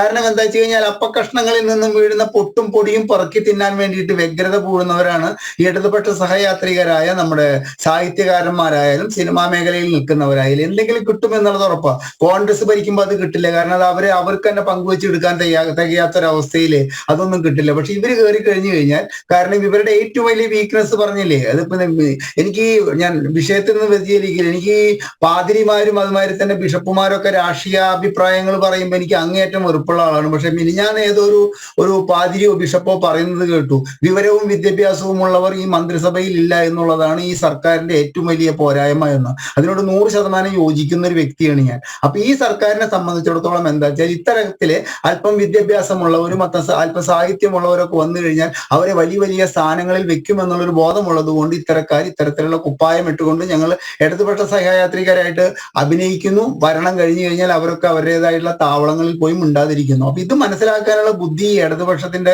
ഭരണത്തിനും ഇല്ല, ഇടതുപക്ഷ നേതാക്കൾക്കും ഇല്ലാതെ പോയതാണ് പ്രശ്നം. ഇവിടുത്തെ ഏറ്റവും വലിയ പ്രശ്നം രോഹിണി എന്താണെന്ന് അറിയോ? ഇവിടെ ഒരു പോലീസ് ഉണ്ട്, എക്സൈസ് ഉണ്ട്, നർക്കോട്ടിക് സെല്ലുണ്ട്. ഈ 3 കൂട്ടരും പട്ടത്തിന്റെ കയറ് പൊട്ടിയ മാതിരി 3 വഴിക്കാണ് ഇവരുടെ അന്വേഷണങ്ങളും ഇത്തരം കാര്യങ്ങളിലുള്ള ഗവേഷണങ്ങളും ഇത്തരം കാര്യങ്ങളെ കണ്ടുപിടിക്കാനുള്ള വ്യഗ്രതയൊക്കെ പോകുന്നത്. ഇവർ 3 കൂട്ടരും കൂടിയിട്ട് യാതൊരു നിലയ്ക്കും ഒരു കോപ്പറേറ്റ് ചെയ്തുകൊണ്ട് ഒരു അന്വേഷണത്തിന് ഇവർ തയ്യാറാവുന്നില്ല. ഇവരെല്ലാ സമയത്തും സ്വതന്ത്രമായ അന്വേഷണം നടത്തിയിട്ട് ഞങ്ങൾ ഇത്ര പിടിച്ചു എന്ന് സർക്കാരിനെ ബോധിപ്പിച്ചുകൊണ്ട് സർക്കാരിൽ നിന്നും കിട്ടുന്ന എന്താ പറയുന്നത് ആനുകൂല്യങ്ങളോ അല്ലെങ്കിൽ പ്രൊമോഷനോ കൈപ്പറ്റാൻ വേണ്ടിയിട്ടുള്ള വ്യഗ്രത കാണിക്കുന്നതാണ് കേരളത്തിന്റെ ഇന്നത്തെ യഥാർത്ഥ പ്രശ്നം. ഈ 3 ഡിപ്പാർട്ട്മെന്റും സംയുക്തമായിട്ട് സിനിമാ മേഖലയിലെ കൃത്യമായ ഒരു അന്വേഷണമോ അല്ലെങ്കിൽ റെയ്ഡോ ഒക്കെ നടത്തി കഴിഞ്ഞു കഴിഞ്ഞാൽ ഇതിനൊരു പരിധി വരെ ഇതിന് പരിഹാരം ഉണ്ടാക്കാൻ സാധിക്കുമെന്നുള്ള കാര്യം സിനിമാ മേഖലയുമായി ബന്ധപ്പെട്ടവർ തന്നെ പറയുന്നു. പോരാ, ഈ ഫെഫ്കയും അമ്മയും ഒക്കെ കൂടി കൈകോർക്കണം ഇതിനുള്ള ആത്മാർത്ഥത ഉണ്ടെങ്കിൽ. ഈ ബി ഉണ്ണികൃഷ്ണന്റെ വാക്കുകളിലൊന്നും ഒരു പോട് അത് മാഫിയ അല്ല എന്ന് അദ്ദേഹം പറഞ്ഞതുകൊണ്ട് മാഫിയ അല്ലാതെ ആയിത്തീരും. മാഫിയ തന്നെയാണ്. ഈ മാഫിയൊക്കെ നിയന്ത്രിക്കാൻ വേണ്ടിയിട്ട് ഈ മലയാള സിനിമാ മേഖലയിൽ 19 സംഘടനകളൊക്കെ ഉണ്ട് എന്ന് അദ്ദേഹം പറയുന്നത് കേട്ടു. സംഘടനകളുടെ കാര്യം അവിടെ നിൽക്കട്ടെ, ഈ ഫെഫ്കയും ഈ അമ്മയും കൈകോർത്ത് കഴിഞ്ഞാൽ ഈ മലയാള സിനിമയെ ഈ ഇന്നത്തെ ഈ ഡ്രഗ് മാഫിയയിൽ നിന്ന് ഒരു പരിധി വരെ രക്ഷിക്കാൻ പറ്റുമെന്നാണ് പുറമേ നിന്ന് ഇത് കാണുന്ന വിദഗ്ധരായ ആളുകൾ ഞങ്ങളെ പോലുള്ളവരോടൊക്കെ പറയുന്നത് ഇങ്ങനെയാണ്. പക്ഷെ അതിനൊന്നും ശ്രമിക്കില്ല. കാരണം എന്താ, ഞാൻ നേരത്തെ പറഞ്ഞത് തന്നെയാണ്, ഇവിടെ ഇത്തരത്തിൽ ഈ ഡ്രഗ് മാഫിയ വഴി ഒഴുകുന്ന കോടികളിലൂടെ ഇത്തരത്തിൽ നമ്മൾ പറയില്ല ഈ OTT പ്ലാറ്റ്ഫോമിൽ റിലീസ് ചെയ്യാനുള്ള സിനിമകൾക്കുള്ള ഫണ്ടിങ് നടക്കുന്നുണ്ട്. അപ്പൊ ഇതൊക്കെ നമ്മുടെ സമാന്തര എന്താ പറയേണ്ടത്, നമ്മുടെ നീതിന്യായ വ്യവസ്ഥയെ പോലും ചോദ്യം ചെയ്യുന്ന വിധത്തിലാണ്, സമാന്തര സമ്പദ് വ്യവസ്ഥയെ പോലും ചോദ്യം ചെയ്യുന്ന വിധത്തിലാണ് മലയാള സിനിമാ മേഖലയിലെ ഈ മാഫിയ ഇവിടെ നടക്കുന്നത് എന്നുള്ളത് അങ്ങേയറ്റം തെളിയിക്കപ്പെട്ട കാര്യമായതുകൊണ്ട് സർക്കാർ ഈ ലഹരിയോടൊപ്പം തന്നെ നല്ല രീതിയിൽ മത തീവ്രവാദവും കൂടി ഒളിച്ചു കടത്തുന്നില്ലേ? ഈ പണത്തിന്റെ, ഞാൻ തുടക്കത്തിൽ പറഞ്ഞ രോഹിണി, വലിയൊരു സംഖ്യ പോകുന്നത്, വലിയൊരു ഭാഗം പോകുന്നത് ഈ മത തീവ്രവാദത്തിന്റെ ആളുകളുടെ കയ്യിലേക്കാണ്. അതുകൊണ്ട് തന്നെയാണ് ഇത് ഇത്ര ശക്തമായിട്ട് നിൽക്കുന്നത്. സർക്കാരിന് ഇതിനെ തൊടാനുള്ള പേടിയും അതുകൊണ്ട് തന്നെയാണ്. കാരണം ഇതിന്റെ യഥാർത്ഥത്തിലുള്ള ഒഴുക്ക് തടയുകയോ ഒഴുക്ക് എവിടെ നിന്നാണെന്ന് കണ്ടെത്തുകയോ ചെയ്തു കഴിഞ്ഞു കഴിഞ്ഞാൽ അത് മതനേതാക്കളുടെ അടുത്തേക്കാണ് ഇതിന്റെ അന്വേഷണം ചെന്നെത്തുക. അതുകൊണ്ട് തന്നെയാണ് ഇവിടുത്തെ ഈ അന്വേഷണങ്ങളെ ഇത്തരത്തിൽ മുരടിപ്പിക്കാൻ വേണ്ടിയിട്ട് നമ്മൾ പറയില്ലേ, കൃത്യമായിട്ട് അന്വേഷിച്ചെത്തുന്ന ഉദ്യോഗസ്ഥനെ ഉടനെ തന്നെ അവിടുന്ന് മാറ്റുന്നു, നിങ്ങൾ ഇനി ആ പോസ്റ്റിൽ ഇരിക്കേണ്ട വേറെ പോസ്റ്റിലേക്ക് പോകാൻ പറയണു. ഇതൊക്കെ സംഭവിക്കുന്നത് തന്നെയാണ്. ഇവിടുത്തെ മത തീവ്രവാദത്തിന് വേണ്ടിയിട്ടുള്ള ഫണ്ടിങ് ഈ സിനിമാ മേഖലയിൽ, അതാണ് ഞാൻ പറഞ്ഞ കാര്യം. അതായത് പണത്തിന്റെ ഒഴുക്ക് എവിടെയുണ്ടോ അവിടെ ഇത്തരത്തിലുള്ള സ്ത്രീ പീഡന കഥകൾ കേൾക്കാം. പോരാത്തതിന് ഇത്തരത്തിലുള്ള ലഹരി മാഫിയയുടെ വിളയാട്ടവും കാണാൻ സാധിക്കും. ഇത് അധികകാലം വെച്ചിരിക്കുന്നത് നമ്മുടെ പ്രബുദ്ധ കേരളത്തിനെ, നമ്മുടെ സാക്ഷര കേരളത്തിനെ അങ്ങേയറ്റം അപമാനകരമായ കാര്യമാണ്. കാരണം വരും തലമുറയ്ക്കുള്ള ഒരു സന്ദേശം കൃത്യമായിട്ട് ഇതിലൂടെ ലഭിക്കുന്നു. അതായത് നിങ്ങൾ ഈ ലഹരി മാഫിയയിലേക്ക് വരൂ, നിങ്ങൾക്ക് സുഖമായിട്ട് ജീവിക്കാനുള്ള പൈസ ഞങ്ങൾ ഉണ്ടാക്കി തരാം എന്ന് പറയുന്ന നിലയിലേക്ക് കാര്യങ്ങൾ എത്തിയിരിക്കുന്നു. കോളേജിന്റെ ഗേറ്റുകളിലൊക്കെ ക്യാൻവാസിങ് തുടങ്ങിയെന്നാണ് ഞങ്ങളെപ്പോലുള്ള സാമൂഹ്യ പ്രവർത്തകർക്ക് ഇത്തരത്തിൽ ഇതിനെ കുറിച്ചിട്ട് അറിയുന്നവർ തരുന്ന വിവരങ്ങൾ. അപ്പൊ സർക്കാർ ഇവിടെ കണ്ണടച്ചുകൊണ്ടിരിക്കുകയാണെങ്കിൽ ഇത് ഇവിടെ അനുസ്യൂതം തുടരും. അതൊരു ശരിയായ കാര്യമല്ല. എത്രയും വേഗം ഇതിനെ തടയിടാൻ വേണ്ടിയിട്ട് സംസ്ഥാന സർക്കാർ മുൻകൈ എടുക്കണം. അതുപോലെ തന്നെ ഞാൻ വീണ്ടും പറയുകയാണ്, അമ്മയും ഫെഫ്കയും ഒക്കെ ഇത്തരത്തിൽ അഭിപ്രായ പ്രകടനങ്ങൾ നടത്തിയിട്ട് ഞങ്ങളുടെ ഉത്തരവാദിത്തം കഴിഞ്ഞു എന്ന് കഴിഞ്ഞ് മാറി നിൽക്കുകയല്ല വേണ്ടത്. ഇതിനെ ഇല്ലായ്മ ചെയ്യാൻ വേണ്ടിയിട്ട് എന്ത് ചെയ്യണമെന്ന് കൂട്ടുത്തരവാദിത്വത്തോട് കൂടിയിട്ടുള്ള ഒരു നടപടി ഇവിടെ അനിവാര്യമായിരിക്കുന്നു എന്നാണ് നമുക്കിപ്പോ ഈ റീമ കല്ലിങ്ങലിന്റെ പേരും ആഷിഖ് കപൂറിന്റെ പേരും പറഞ്ഞുകൊണ്ട് ഒരു ഗായിക തമിഴ്നാട്ടിൽ നിന്നും ഇങ്ങനെ വിളിച്ചു പറയണമെങ്കിൽ നമ്മുടെ ഇവിടെ രൂക്ഷമായിട്ടുള്ള ഈ ലഹരി മാഫിയ അങ്ങേയറ്റം ശക്തി പ്രാപിച്ചിരിക്കുന്നു എന്ന് വേണം മനസ്സിലാക്കാൻ. അതെ. ശ്രീമതി ജെ പ്രമീളാദേവി, സിനിമാ മേഖലയിൽ മാഫിയ സംഘമുണ്ട്, അവരുടെ നിയന്ത്രണത്തിൽ ലഹരി ഉപയോഗവുമുണ്ട് എന്ന് കൃത്യമായി തന്നെ ഹേമ കമ്മിറ്റി റിപ്പോർട്ട് പറയുമ്പോൾ അങ്ങനെ ഒരു സംഘമേ ഇല്ല എന്ന് സിനിമാ മേഖലയ്ക്കുള്ളിൽ നിന്നുള്ള അഭിപ്രായങ്ങളും അതോടൊപ്പം അതിനെ ശരിവയ്ക്കുന്ന അല്ലെങ്കിൽ ന്യായീകരിക്കുന്ന അനുകൂലിക്കുന്ന നിലപാട് സർക്കാരും പിന്തുടരുകയാണ്. എന്തുകൊണ്ടാണ് ഈ മാഫിയ സംഘം എന്താണ് എന്നുള്ളത് പൊതുസമൂഹത്തിലേക്ക് എത്തിക്കാൻ സർക്കാർ പോലും ഒന്ന് ഇടപെടാത്തത്? ഇതാരുടെ ബാധ്യതയായി മാറിയിരിക്കുകയാണ്? രോഹിണി, സാധാരണ സമൂഹത്തിലെ പല വിപത്തുകളും പരിഹരിക്കപ്പെടുമെന്ന ശുഭാപ്തി വിശ്വാസം പുലർത്താൻ ഇഷ്ടമുള്ള ഒരാളാണ് ഞാൻ. പക്ഷേ ഇക്കാര്യത്തിൽ മലയാള ചലച്ചിത്ര ലോകത്ത് വ്യാപകമായി തീർന്നിരിക്കുന്ന ഇപ്പറഞ്ഞ ലഹരി മാഫിയ, സ്ത്രീവിരുദ്ധ പ്രവർത്തനങ്ങളുടെ മാഫിയ, ഇതൊക്കെ അടങ്ങിയ ഒരു പവർ ഗ്രൂപ്പ് എന്നെങ്കിലും പരിഹരിക്കപ്പെടും എന്ന് വിശ്വസിക്കാൻ എനിക്ക് കഴിയുന്നില്ല. കാരണം ആരാണ് തുറന്നു പറയാൻ പോകുന്നത്? മലയാള ചലച്ചിത്ര മേഖലയിൽ അത്തരം ഒരു മാഫിയ ഉണ്ട്, എനിക്കതറിയാം, ഞാൻ ഈ മേഖലയിൽ ഇത്ര വർഷങ്ങളായി പ്രവർത്തിക്കുന്നു എന്ന് തുറന്നു പറയാൻ ആരാണ് തയ്യാറാവുക? അമ്മയിലെയോ മാക്ടയിലെയോ ഫെഫ്കയിലെയോ ഏത് അംഗമാണ് അത് വന്ന് പറയാൻ പോകുന്നത്? അല്ലെങ്കിൽ ഏത് നേതാവാണ് പറയാൻ പോകുന്നത്? തീരെ സാധ്യതയില്ല അങ്ങനെ ഒന്നിന്. കാരണം സിനിമാ മേഖലയിലുള്ള ഓരോ വ്യക്തിക്കും തനിക്ക് ദോഷമുണ്ടാവരുത്, തന്റെ ചിത്രങ്ങൾ വിജയിക്കാതെ വരരുത്, തന്റെ ലാഭം ചെറുതായി പോകാനിടയാകരുത് എന്നൊരു താല്പര്യമാണ് പ്രധാനമായുമുള്ളത്. അതുകൊണ്ട് തന്നെ സത്യങ്ങൾ വിളിച്ചു പറയാനും യാഥാർത്ഥ്യം തുറന്നു കാട്ടാനും അങ്ങനെ പരിഹരിക്കാനുള്ള ആത്മാർത്ഥമായൊരു ശ്രമം നടത്താനും ആരെങ്കിലും അക്കൂട്ടത്തിൽ നിന്ന് മുൻപോട്ട് വരും. അഥവാ തനിക്ക് അതുമൂലമുണ്ടാകുന്ന വലിയ വെല്ലുവിളികളെ നേരിടാൻ തയ്യാറായിക്കൊണ്ട് സത്യം പുരപ്പുറത്ത് നിന്ന് വിളിച്ചു പറയും എന്നെനിക്ക് തീരെ പ്രതീക്ഷയില്ല. പ്രത്യേകിച്ച് സർക്കാരിന്റെ കൂടെ തണലിൽ ഈ രഹസ്യങ്ങളൊക്കെ അങ്ങനെ തന്നെ മൂടിവെക്കപ്പെടും. എനിക്ക് മുൻപ് സംസാരിച്ചവർ പറഞ്ഞതുപോലെ സാഹിത്യ സാംസ്കാരിക മേഖലകളിലൊക്കെ ഇടതുപക്ഷത്തോട് ചേർന്ന് നിന്നാൽ മാത്രമേ, ഇല്ലെങ്കിൽ ഭാരതീയതയുടെ പക്ഷത്തു നിന്ന് അകലം പാലിച്ചെങ്കിൽ മാത്രമേ നിങ്ങൾക്ക് പുരസ്കാരങ്ങളും അംഗീകാരങ്ങളും കിട്ടൂ. നിങ്ങളുടെ രചനകൾ പ്രസിദ്ധീകരിക്കാൻ ആളുകൾ തയ്യാറാവൂ. നിങ്ങളെ അവരുടെ ക്യാമ്പുകളിലും ഫെസ്റ്റിവലുകളിലും പങ്കെടുപ്പിക്കൂ എന്നതാണ് ദുരിതപൂർണമായ ഒരു യാഥാർത്ഥ്യം. സ്വാഭാവികമായും കലാകാരന്മാരും എഴുത്തുകാരന്മാരും ഒക്കെ അതുകൊണ്ട് തന്നെ ഇടതുപക്ഷത്തോട് ചേർന്ന് നിൽക്കുന്നു. അവർക്ക് കിട്ടുന്ന അത് കേവലം അപ്പക്കഷണത്തിന്റെ തരികളല്ല, വലിയ അപ്പങ്ങൾ തന്നെ കിട്ടുന്നുണ്ട്. പുരസ്കാരങ്ങളുടെ രൂപത്തിൽ, സ്ഥാനമാനങ്ങളുടെ രൂപത്തിൽ. ഇതൊക്കെ ലഭിക്കുന്നത് കൊണ്ട് അവർ ഇടതുപക്ഷത്തിനെ കൂടുതൽ കൂടുതൽ പ്രോത്സാഹിപ്പിക്കുന്നു. അങ്ങനെയാണ് ഇതൊരു വിഷ്യസ് സർക്കിൾ ആകുന്നത്. ഒരു വശത്ത് ലാഭത്തിന് വേണ്ടി അവർ ഇടതുപക്ഷത്തേക്ക് ചായുന്നു, മറുവശത്ത് ലാഭം കിട്ടുന്നത് മൂലം അവർ ഇടതുപക്ഷത്തെ പ്രോത്സാഹിപ്പിക്കുന്നു. അങ്ങനെ ഒരു പരസ്പര സഹായ സഹകരണ സംഘം സമൂഹത്തിൽ എന്നതുപോലെ ഒരുപക്ഷെ സമൂഹത്തെക്കാൾ ആഴത്തിൽ മലയാള സിനിമാ മേഖലയിൽ വേരൂന്നി കഴിഞ്ഞിരിക്കുന്നു. ഇത് സമൂഹത്തിന് ബോധ്യമുള്ള കാര്യമാണ്. ഹേമ കമ്മിറ്റി റിപ്പോർട്ടൊന്നും നമ്മളെ ആരെയും ഞെട്ടിക്കുന്നില്ല. ഞെട്ടിച്ചു എന്ന് ചിലരൊക്കെ ഇങ്ങനെ സാമൂഹ്യ മാധ്യമങ്ങളിൽ വന്നിരുന്ന് എഴുതുന്നത് കാണുമ്പോഴാണ് നമ്മൾ ഞെട്ടുന്നത്. ഇതൊന്നും നമുക്ക് പുതിയ അറിവല്ല, നമ്മൾ പ്രതീക്ഷിച്ചത് തന്നെയാണ്. ഇതും ഇതിന്റെ അപ്പുറവും നമ്മൾ പ്രതീക്ഷിച്ചതാണ്. പക്ഷേ പൂച്ചയ്ക്കാര് മണി കെട്ടുമെന്നതാണ് ഇവിടുത്തെ പ്രശ്നം. ഇടതുപക്ഷ സർക്കാർ ഈ പറഞ്ഞ സംവിധായകനോ അദ്ദേഹത്തിന്റെ പത്നിക്കോ എതിരെ ഒരന്വേഷണമോ നടപടിയോ FIR ഇടാനോ പോലും തയ്യാറാവില്ല. സിനിമാ മേഖലയിലെ പ്രധാനപ്പെട്ട വ്യക്തികൾ തന്റെ കരിയർ, തന്റെ ഭാവി അപകടത്തിലായാലും വേണ്ടില്ല, മലയാള ചലച്ചിത്ര മേഖല ശുദ്ധീകരിക്കപ്പെടണം എന്ന ത്യാഗനിർഭരമായ മനോഭാവത്തോടെ സത്യം വിളിച്ചു പറയാനോ വിളിച്ചു പറയപ്പെടുന്ന സത്യത്തിന്റെ വഴിയിലൂടെ സഞ്ചരിച്ച് ശുദ്ധീകരണത്തിനോ തയ്യാറാകാൻ പോകുന്നില്ല. സംഭവിക്കാൻ പോകുന്നത്, നമ്മളൊക്കെ വളരെ മനോവേദനയോടെ ഈ അന്യായത്തിന് കുടപിടിക്കുന്ന സർക്കാരിനെ കുറിച്ച് കുറച്ചു ദിവസം സംസാരിക്കും. ഈ അനീതികൾ എതിർക്കപ്പെടേണ്ടതാണെന്ന് നമ്മുടെയൊക്കെ ആത്മാവിന്റെ ആഴത്തിൽ നിന്ന് ശക്തിയുക്തം നാം ഒക്കെ സംസാരിക്കും. പക്ഷേ നിസ്സഹായരായ നമുക്ക് ഇത് മറക്കേണ്ടി വരും, ഇതൊക്കെ മായ്ച്ചു കളയേണ്ടി വരും.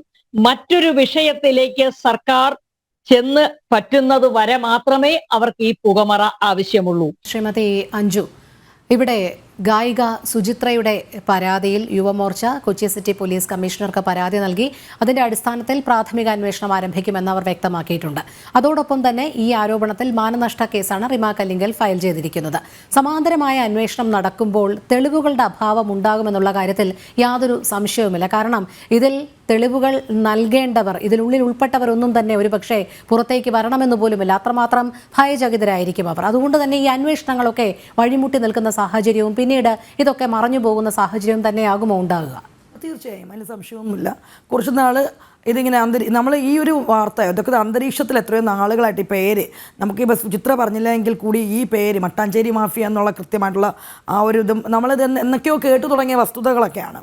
അതോടൊപ്പം തന്നെ ഈ ഒരു ആക്ടിവിസ്റ്റ് അല്ലെങ്കിൽ ഒരു നവോത്ഥാന നായിക എന്നുള്ള പരിവേഷം അണിഞ്ഞ് റിമ കല്ലിങ്കൽ, അത് WCCയുടെ സ്പോക്സ് പേഴ്സൺ, എപ്പോഴും നമുക്കറിയാം WCCയുടെ വോയിസ് റിമ കല്ലിങ്കലാണ് എന്നുള്ള രീതിയിലൊക്കെ കണ്ടു.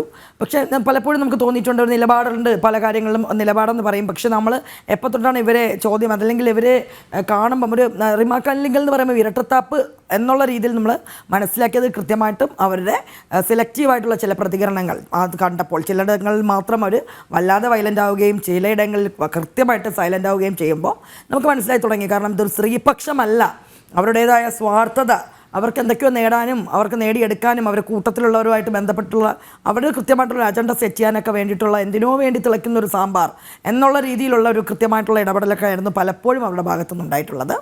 അതോടൊപ്പം തന്നെ നമുക്കറിയാം ഇത് അന്തരീക്ഷത്തിൽ ഈ ഒരു പേര് ഇവരുടെ ആയിട്ട് ബന്ധപ്പെട്ട ഇവർക്ക് ഡാൻസ് സ്കൂളൊക്കെ ഉണ്ടായിരുന്നു കൊച്ചിയുമായിട്ട് ബന്ധപ്പെട്ടിട്ടൊക്കെ. പിന്നീട് കൊറോണ സമയത്തൊക്കെ അത് നിർത്തിയെന്ന് നമ്മൾക്കറിയാം. പക്ഷെ അപ്പോഴും അവിടെ കൊച്ചി ബേസ് ചെയ്ത് ഒരുപാട് ആരോപണങ്ങൾ ഈ ഒരു കുടുംബവുമായിട്ട് ബന്ധപ്പെട്ടൊക്കെ നമ്മൾ കേട്ടിട്ടുണ്ട്. അതോടൊപ്പം തന്നെ കൊച്ചി ബേസ് ചെയ്തിട്ടുള്ള 5 സ്റ്റാർ ഹോട്ടലുകളിലെ DJ പാർട്ടീസ്, അതിൽ മോഡൽസ്, അതിൽ തന്നെയാണ് എടുത്തു പറയേണ്ട 2 മോഡൽസ് ആലോചിച്ച് നോക്കണം. ലഹരി മാഫിയയുമായിട്ട് ബന്ധപ്പെട്ടിട്ടൊക്കെ ഉണ്ടായിരുന്ന, അതിപ്പോൾ സിനിമ മേഖലയാണോ എന്നറിയില്ല, പക്ഷേ മോഡലിംഗ് എന്ന് പറയുമ്പം മോഡലിംഗ്, DJ ഇതെല്ലാം ഇത് അവസാനം ആ ട്രാക്ക് പോകുന്നത് സിനിമാ മോഹങ്ങളുമായിട്ട് ബന്ധപ്പെട്ടിട്ടുള്ള ആൾക്കാർക്കാണ്. അപ്പോൾ അതിൽ തന്നെ 2 പെൺകുട്ടികൾ രാത്രി വണ്ടി നമുക്കറിയാം കൃത്യമായിട്ട് അപകടമുണ്ടായവർ മരിക്കുന്നു. ആ സമയത്തും പൊതുസമൂഹം ചർച്ച ചെയ്തതാണ്. അതെവിടെ എത്തി? പിന്നീട് നമ്മൾ അതാണ് നമ്മുടെ ഇത് കൃത്യമായിട്ട് എപ്പോഴെങ്കിലും ലഹരി എന്ന് പറയുമ്പോൾ നമ്മൾ ലഹരിയുമായിട്ട് ബന്ധപ്പെട്ട വൻ വിവാദമുള്ളപ്പോൾ 1-2 ദിവസത്തെ ചർച്ചകൾക്കപ്പുറം ഇത് മുന്നോട്ട് പോവില്ല. ആ ചർച്ചകൾ പോലും ആയത് നോക്കൂ, ഇത്രയും വലിയൊരു വിവാദം വന്നിട്ട് എത്ര പത്രമാധ്യമങ്ങൾ അല്ലെങ്കിൽ എത്ര ചാനലുകൾ ചർച്ചയാക്കി. എനിക്ക് തോന്നുന്നു ഇതിൻ്റെ പേരിലൊരു സംവാദം വെച്ചത് തന്നെ ജനം TV ആണെന്ന് തോന്നുന്നുണ്ട്. മറ്റെല്ലാവരും നിശബ്ദമായിരുന്നു. അപ്പം ഇത് തന്നെയല്ലേ എല്ലായിടത്തും സംഭവിച്ചുകൊണ്ടിരിക്കുക. അപ്പം ലഹരി എന്ന് പറഞ്ഞാൽ ഇന്നും ഇന്നലെയും തുടങ്ങിയൊന്നുമല്ല. കൃത്യമായിട്ടൊരു 10-15 വർഷമായിട്ട് സിനിമാ മേഖലകളിൽ ലഹരിയുണ്ട്. ലഹരിയുടെ നമുക്കറിയാം, പ്രമുഖ നടൻ ഷൈൻ ടോം ചാക്കോ എന്ന് പറഞ്ഞ നടൻ അറസ്റ്റിലായിട്ടുണ്ട്. ലഹരി, അതും കൊക്കെയിൻ, ആ കേസുമായിട്ട് ബന്ധപ്പെട്ട് അറസ്റ്റിലായിട്ടുണ്ട്. പിന്നീട് എന്ത് സംഭവിച്ചു എന്നറിയാം. അപ്പോൾ അവിടെ ഒരു വ്യത്യാസമുള്ളതെന്ന് വെച്ച് കഴിഞ്ഞാൽ ഗായിക സുചിത്ര പറഞ്ഞത് റിമ കല്ലിങ്കലിന് ഇതുമായിട്ട് ബന്ധപ്പെട്ട് കരിയറിൻ്റെ ഗ്രോത്ത് ഉണ്ടാവുന്നില്ല, അത് സ്റ്റാൻഡേർഡ് ഗ്രോത്ത് ആയെന്ന് പറഞ്ഞപ്പോൾ എനിക്ക് തോന്നിയിട്ടുണ്ട് ഈ ഷൈൻ ടോം ചാക്കോയ്ക്കൊക്കെ ഗ്രോത്ത് മുകളിലേക്കായിരുന്നു. ഭയങ്കര അത് തന്നെയാണ്, അതുമായിട്ട് ബന്ധപ്പെട്ട് തന്നെയാണ് ഇപ്പോൾ പറയേണ്ടത്. ഒരു വേടൻ എന്ന് പറഞ്ഞിട്ടൊരു റാപ്പറുണ്ട്, റാപ്പർ വേടൻ. അദ്ദേഹത്തും മീറ്റു ഉണ്ടായിരുന്നു. അതിനിടയിൽ ഒരു കഞ്ചാവ് കേസുമായിട്ട് ബന്ധപ്പെട്ട് 2022 വാർത്ത വന്നിട്ടുണ്ടായിരുന്നു. പക്ഷെ പിന്നീട് നോക്കുമ്പം കൃത്യമായിട്ട് ഏത് സിനിമകളിലും ഇന്ന് റാപ്പർ വേടൻ്റെ സോങ് ഇല്ലാത്തതില്ല. അതായത് 100 കോടി ക്ലബ്ബ് കയറുന്ന ചിത്രങ്ങളിലൊക്കെ ഉണ്ട്. അപ്പോൾ ഇവർക്കൊക്കെ കരിയർ ഗ്രോത്ത് ഉണ്ട് എന്നുള്ള ഇത് കാണിക്കുന്നത് എന്താണ്? ലഹരിയുമായിട്ട് ബന്ധപ്പെട്ട് നിൽക്കുന്ന എല്ലാവർക്കും മുന്നോട്ട് പോകാനുള്ളൊരു വാർത്തയാണ്. അപ്പോൾ എന്ത് ഇടപെടൽ ഈ സർക്കാരിൽ നിന്നുണ്ടാകും, സമൂഹത്തിൽ നിന്നുണ്ടാകും എന്നാണ്.